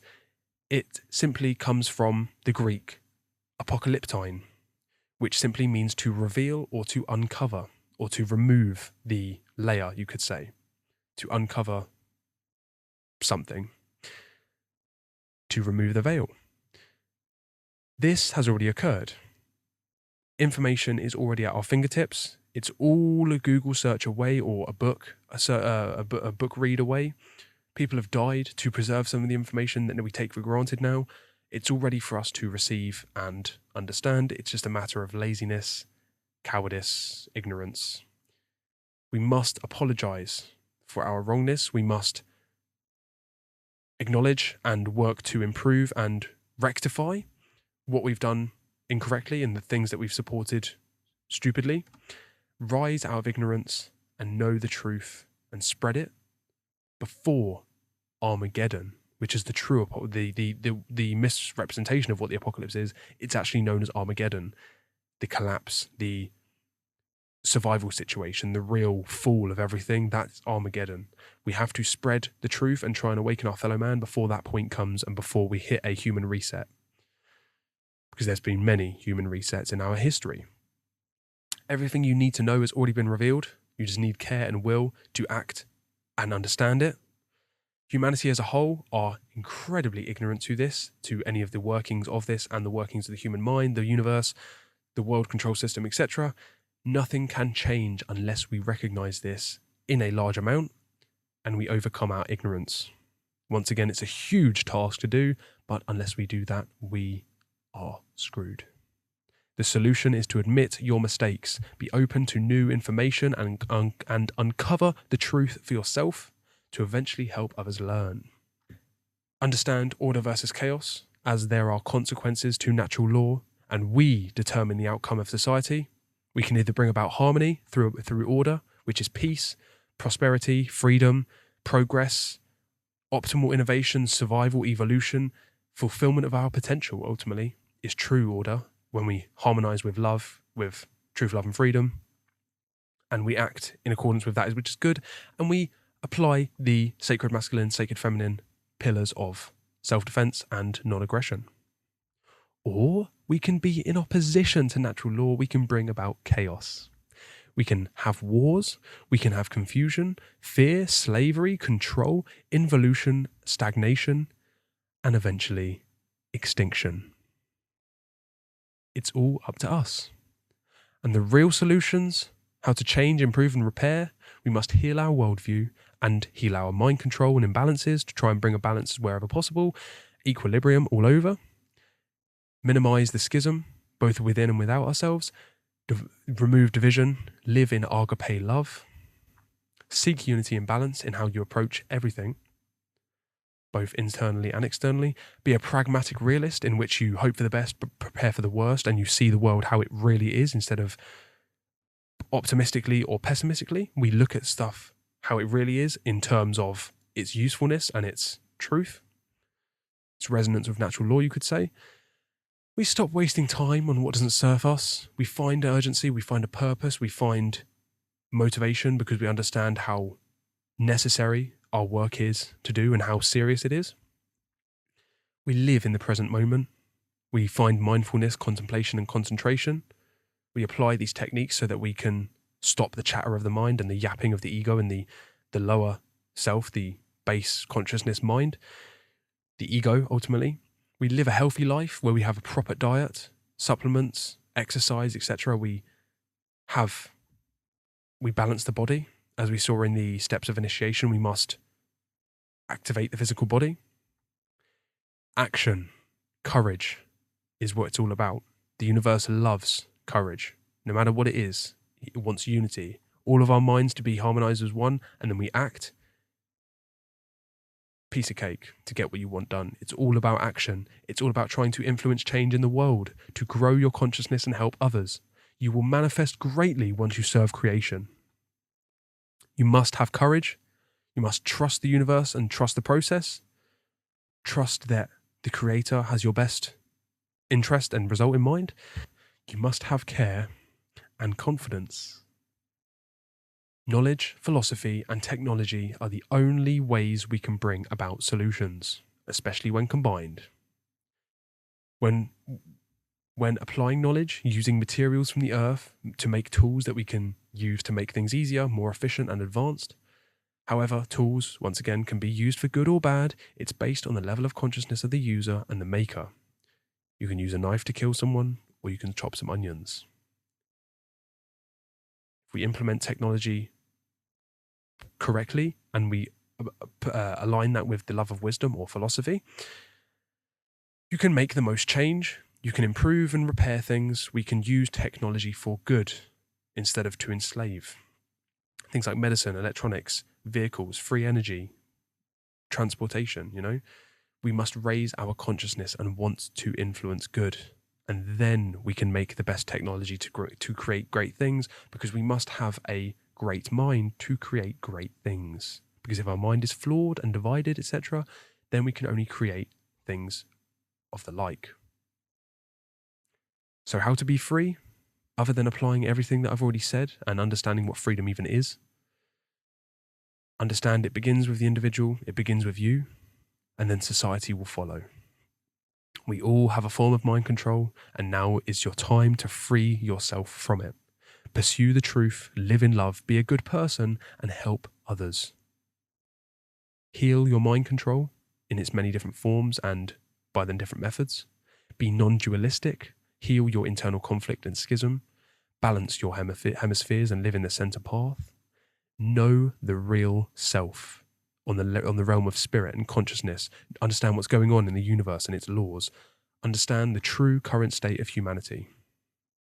We all have free will and we can free our own minds, but we must work together to free society and humanity as a whole. Finally, the great work. What we are here to do, the ultimate, utmost thumbs up, wink, respect to the creator of the universe, the thing that is necessary in the world that we currently live in. Our moral obligation is to do the great work. What is the great work? It's ultimately to free your mind and then help others. If you haven't already gathered, we must all wage war against something in life. We all have our battles. We all have our wars and battles to fight. This can be either against your higher self and against the creator and against anything that's good, or you can fight against the hardened ego and fight against the world enslavement. We can climb out of negative knowledge from our childhood, from our programmability, from our programming and our formative years. We can free ourselves from emotional mind control and fight against the fear of chaos and the fear of freedom. But more than all, we can fight the inner and outer demons combined. The inner demons first, and then the outer ones. Even Jesus said it, if you want to go biblical. Do not suppose that I have come to bring peace to the earth. I do not come to bring peace, but a sword. For I have come to turn a man against his father, a daughter against her mother, a daughter-in-law against her mother-in-law. A man's enemies will be the members of his own household. This is how divisive understanding the truth can be. When you really stand in righteousness and you're that confident with understanding the truth, it can separate you. You may feel like the black sheep, as we've discussed, but standing in righteousness is the only form of protection, true protection that one can gain. It also said, anyone who loves their father or mother more than me is not worthy of me. Not me, of course, of Jesus, of course, or the Creator. Anyone who loves their son or daughter more than me is not worthy of me. Who does not take up their cross and follow me is not worthy of me. Whoever finds their life will lose it, and whoever loses their life for my sake, will find it.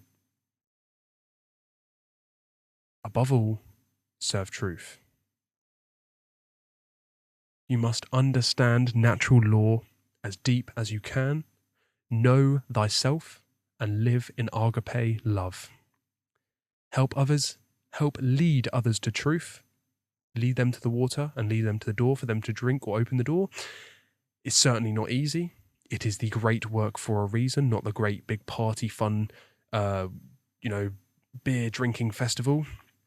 It's the great work. It may take a lifetime, it may take multiple, but if you really want to serve your purpose and be confident that you will be in good hands when you move on from this incarnation, brief incarnation, and we dissolve back into consciousness. If you really want to be confident in knowing that you've done all you can and done what you're here to do, this is the purpose, to serve in a time of slavery, in whatever form you like. It's not easy, but it is necessary. It's for the strong, for those that are strong enough to realize the problems and step up as an adult. Helping others realize that authority and government are illegitimate and can never solve the big problems, only contribute. We must help others realize this, especially in a time like now in which everyone's so happy to give their consent and condoning the government system and voting for who they want to support them. It's the supporting of slavery, which, if we boil it down and don't euphemize it, it is immoral. End of story. Once again, not a religious statement, fact of the matter. Helping others understand that their religions will only hold them back from progress and prevent real solutions. We must live a life free from dogmatic belief systems which prevent balance and harmony with natural law and truth. We must go where the truth leads us and find freedom. You have to grow up mentally. Kick and scream all you like and say, I'm an adult, I'm 50 years old, I'm 35, I'm 25. You can be 99 years old, you can be 200 years old if you could even make it there, and still be a mental child. Chances are that is the case. You will die a mental child until you realise what's actually going on and realise there are bigger things at play here. There are requirements, of course. You must find mental adulthood so that you can be wise and you can truly stand in your power and bring about what you want and not be blindfolded, metaphorically. You must understand the real enemy. You must take personal responsibility for absolutely everything that you do. Work towards developing self-respect and begin loving yourself, removing this self-loathing. Employ the different healing techniques for the mind and the body, things like nutrition, plant medicine, the different techniques of balancing, psychedelics, etc. Resolve our trauma, resolve our abandonment issues, do the shadow work in whatever form we like, mirror work, for example, and remove our harmful habits or beliefs. The one great work requires knowledge of the self and the enemy. As it said in The Art of War, if you only know the self, you only know half the battle, and if you only know the enemy, it's half the battle as well, basically paraphrasing. And until you know both of them, you're either fighting half the battle or you're walking completely in darkness. You have to understand the self and the enemy to truly have a chance in the battle. Serve the truth, have courage and persistence, develop particular skills that allow you to spread the word best and fight the slavery as best as you can. Prepare to become a whole human being, not a little boy kicking and screaming and desiring things that they don't even know why they desire them. They just have been programmed to do so and they just continue their habits. You can become a whole human being. And it's always your choice. You can either live in your slavery and ignorance, you can be a pig rolling around in the mud, or you can stand up, you can fight, you can serve creation, take responsibility, and flourish. And see how how many things will be provided for you when you live in this sort of powerful modality. You must speak truth. You need your word to be bond. You need speed, willpower, and care. Ask and you shall receive. Speak your intention out into the world, make it known. Be a man of your word, or a woman of course, and then act upon it. Don't just speak it out there and tell people, oh, I'm going to do this and do that. Do it. Action is what really matters. When we saw moral culpability, we understood this. Action is what really brings things about, and what actually matters in the realm of effects and the realm of karma.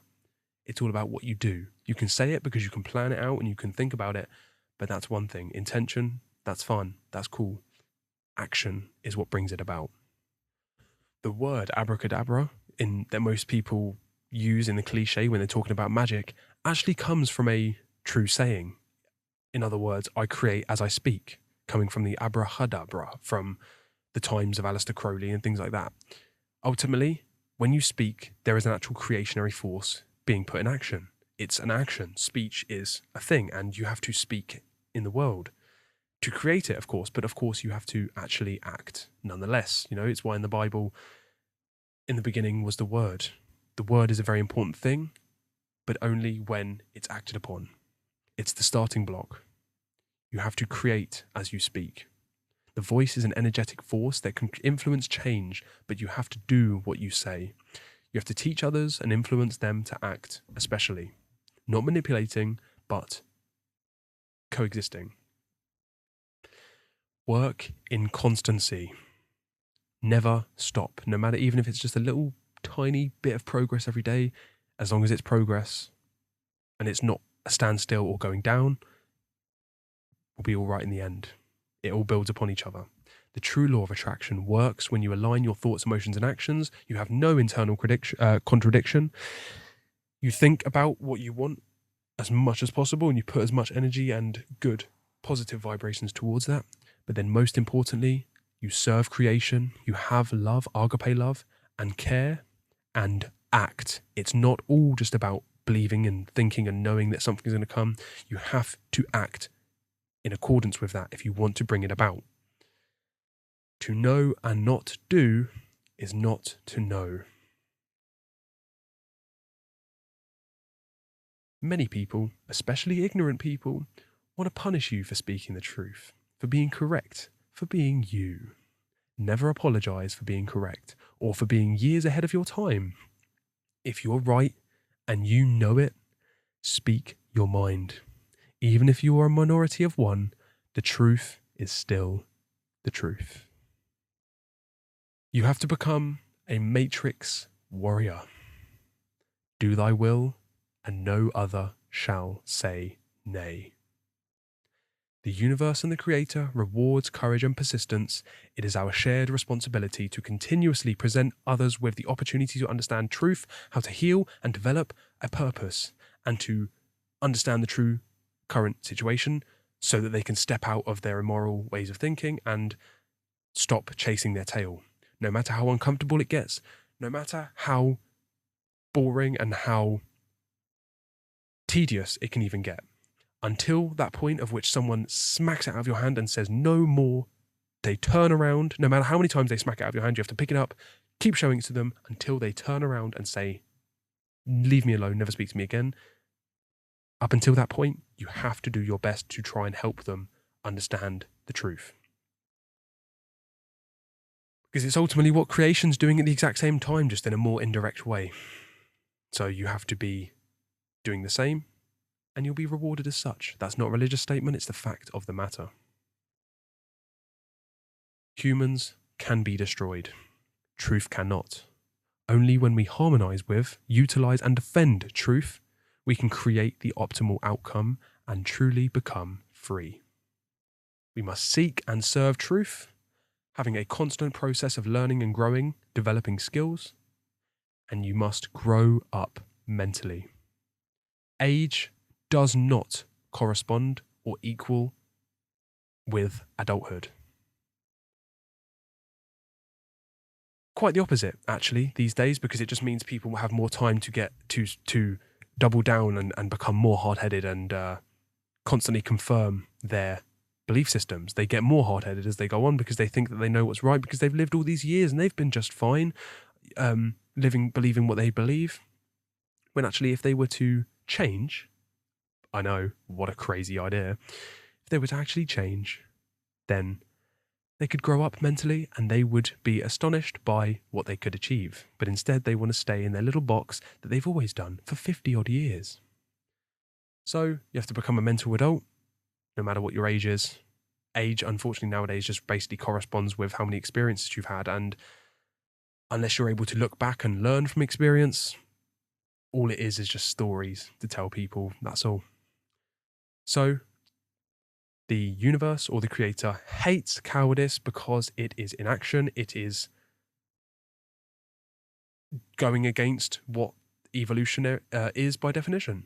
You are not acting, you're not being courageous. The skills required to speak and teach truth in the modern 2024 age is the organization of information and teams, understanding communication skills, perhaps graphic design, presentation making, audio skills, video skills, website hosting, networking, marketing and promotion, etc. No matter what resonates with you and no matter what skills and talents and interests you have, everyone has something that they are good at. Everyone has something that entertains their mind and that they don't even see as work, that they just can simply just do basic, just off what resonates with them. Everyone has their thing and everyone is capable of learning skills, no matter how hard-headed you want to be and how ignorant and just awkward and difficult you want to be. Everyone has the capability of learning tech. Everyone has a mobile phone these days. Everyone has a laptop or some sort of computer in some form. You're all capable of spreading truth to other people. Not exactly shoving it down their throats and trying to brainwash people and trying to be all religious and Mormon and preachy with people. Just simply put the truth out there, let it speak for itself, and just show people the door and say, hey, maybe there's a reason why things suck so much, and maybe it's not all coincidence, and maybe the people that are promising us change will only bring more problems. That's all you have to do. That's your job. Do it to your best of your ability, and we'll let the chips fall where they may. Of course, that's a lot of skills. It's not easy at all. It's not easy at first especially, but hey, if I can do it at this young age, it's called the one great work for a reason, not the great happy time. The skills you develop are important and they can apply elsewhere if you want to get resources alongside it. But they're very important and they're not as hard as it seems. It's the hardest part of learning the information sharing skills these days is honestly, it's trying to get past the roadblock of your mental willpower and your limits on yourself. That's the hardest thing, is trying to get past your own self-imposed limits, really. They're all reusable skills and they are rewarded right now because technology is necessary to understand. It's basically the equivalent to being able to read and write not too long ago. It should just be expected at this point. But unfortunately, too many people don't even know how to use a laptop or basically generally navigate the internet. Speed and urgency is necessary. Combined with care and persistence, these bring about success, change, and solutions.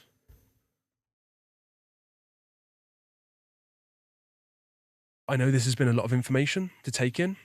It can be a difficult, long, emotional, hefty journey. It is the one great work. It is not easy. It is not quick. It is simple. It's elegant. And, oh boy, is there no other path?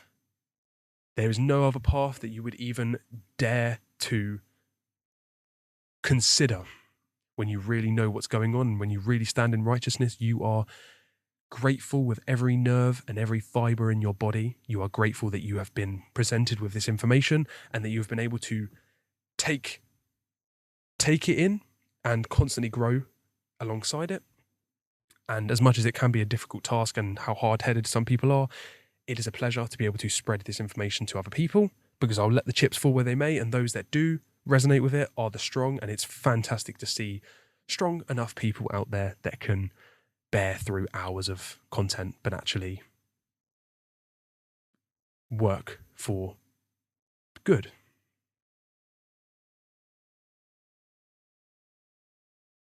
Unfortunately, it may take even many reincarnations of people's souls for them to actually finally come to the conclusion of, I'm here to learn and grow, and there's stuff that I need to understand, and there's a system that I need to help stop taking everyone's freedoms.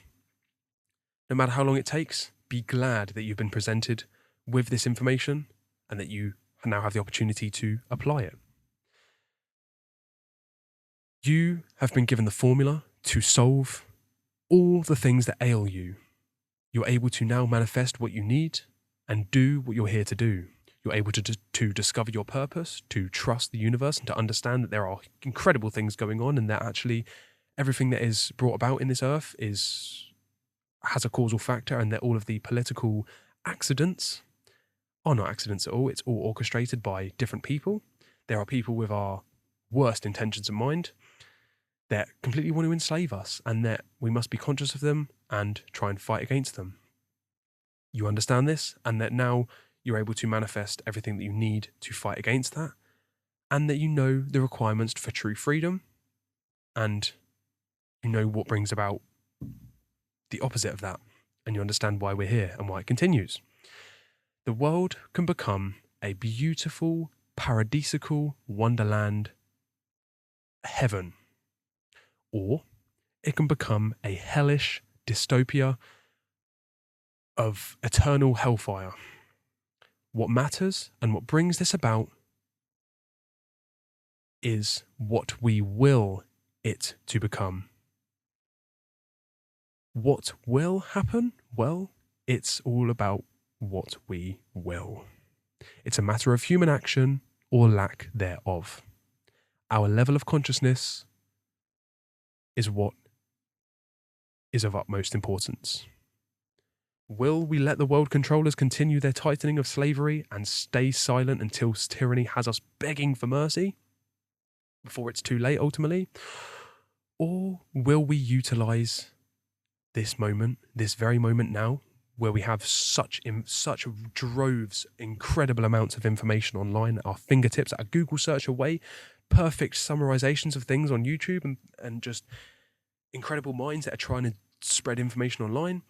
Are we going to utilize that and utilize our ability and our skills and develop as a human being and help others do the same eventually and fight slavery and serve creation and do what's right? It's a matter of human choice, not prophecy, not someone else choosing for you, and not accidents or coincidences. It's a matter of will. And we could have whatever we want, but it starts with you. So please, you may have to look back to this information. You may have to sleep on it. You may have to look back through the slides and just try and comprehend some of it, because I know there's a lot of information, and this took me a long, long, long time to research and put together.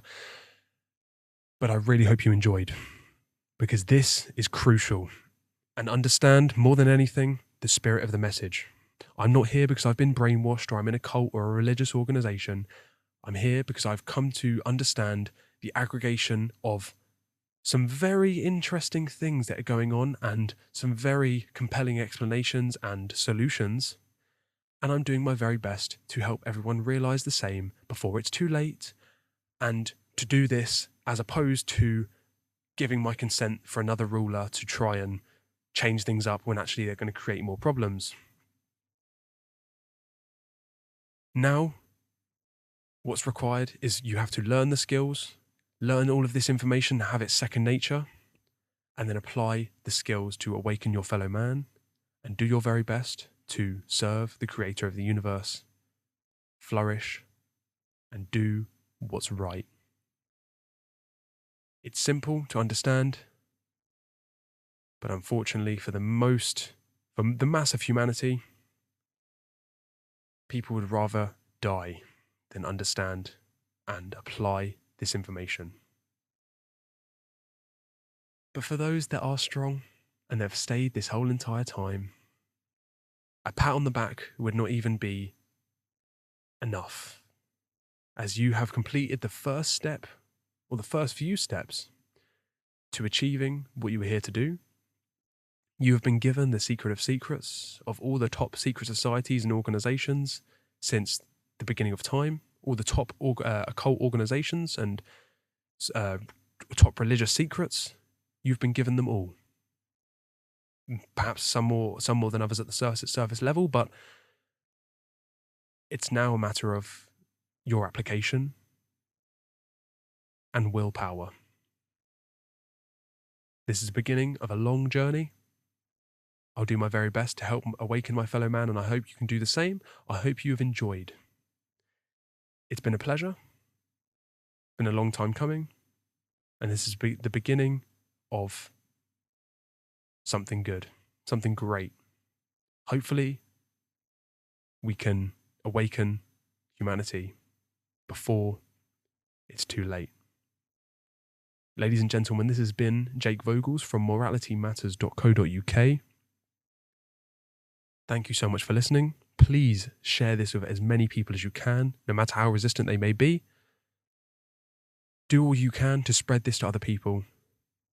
And at the very least, never stop learning. Always continue. Realize you are here for great things. Thank you so much for listening. And until next time, truth, love, freedom.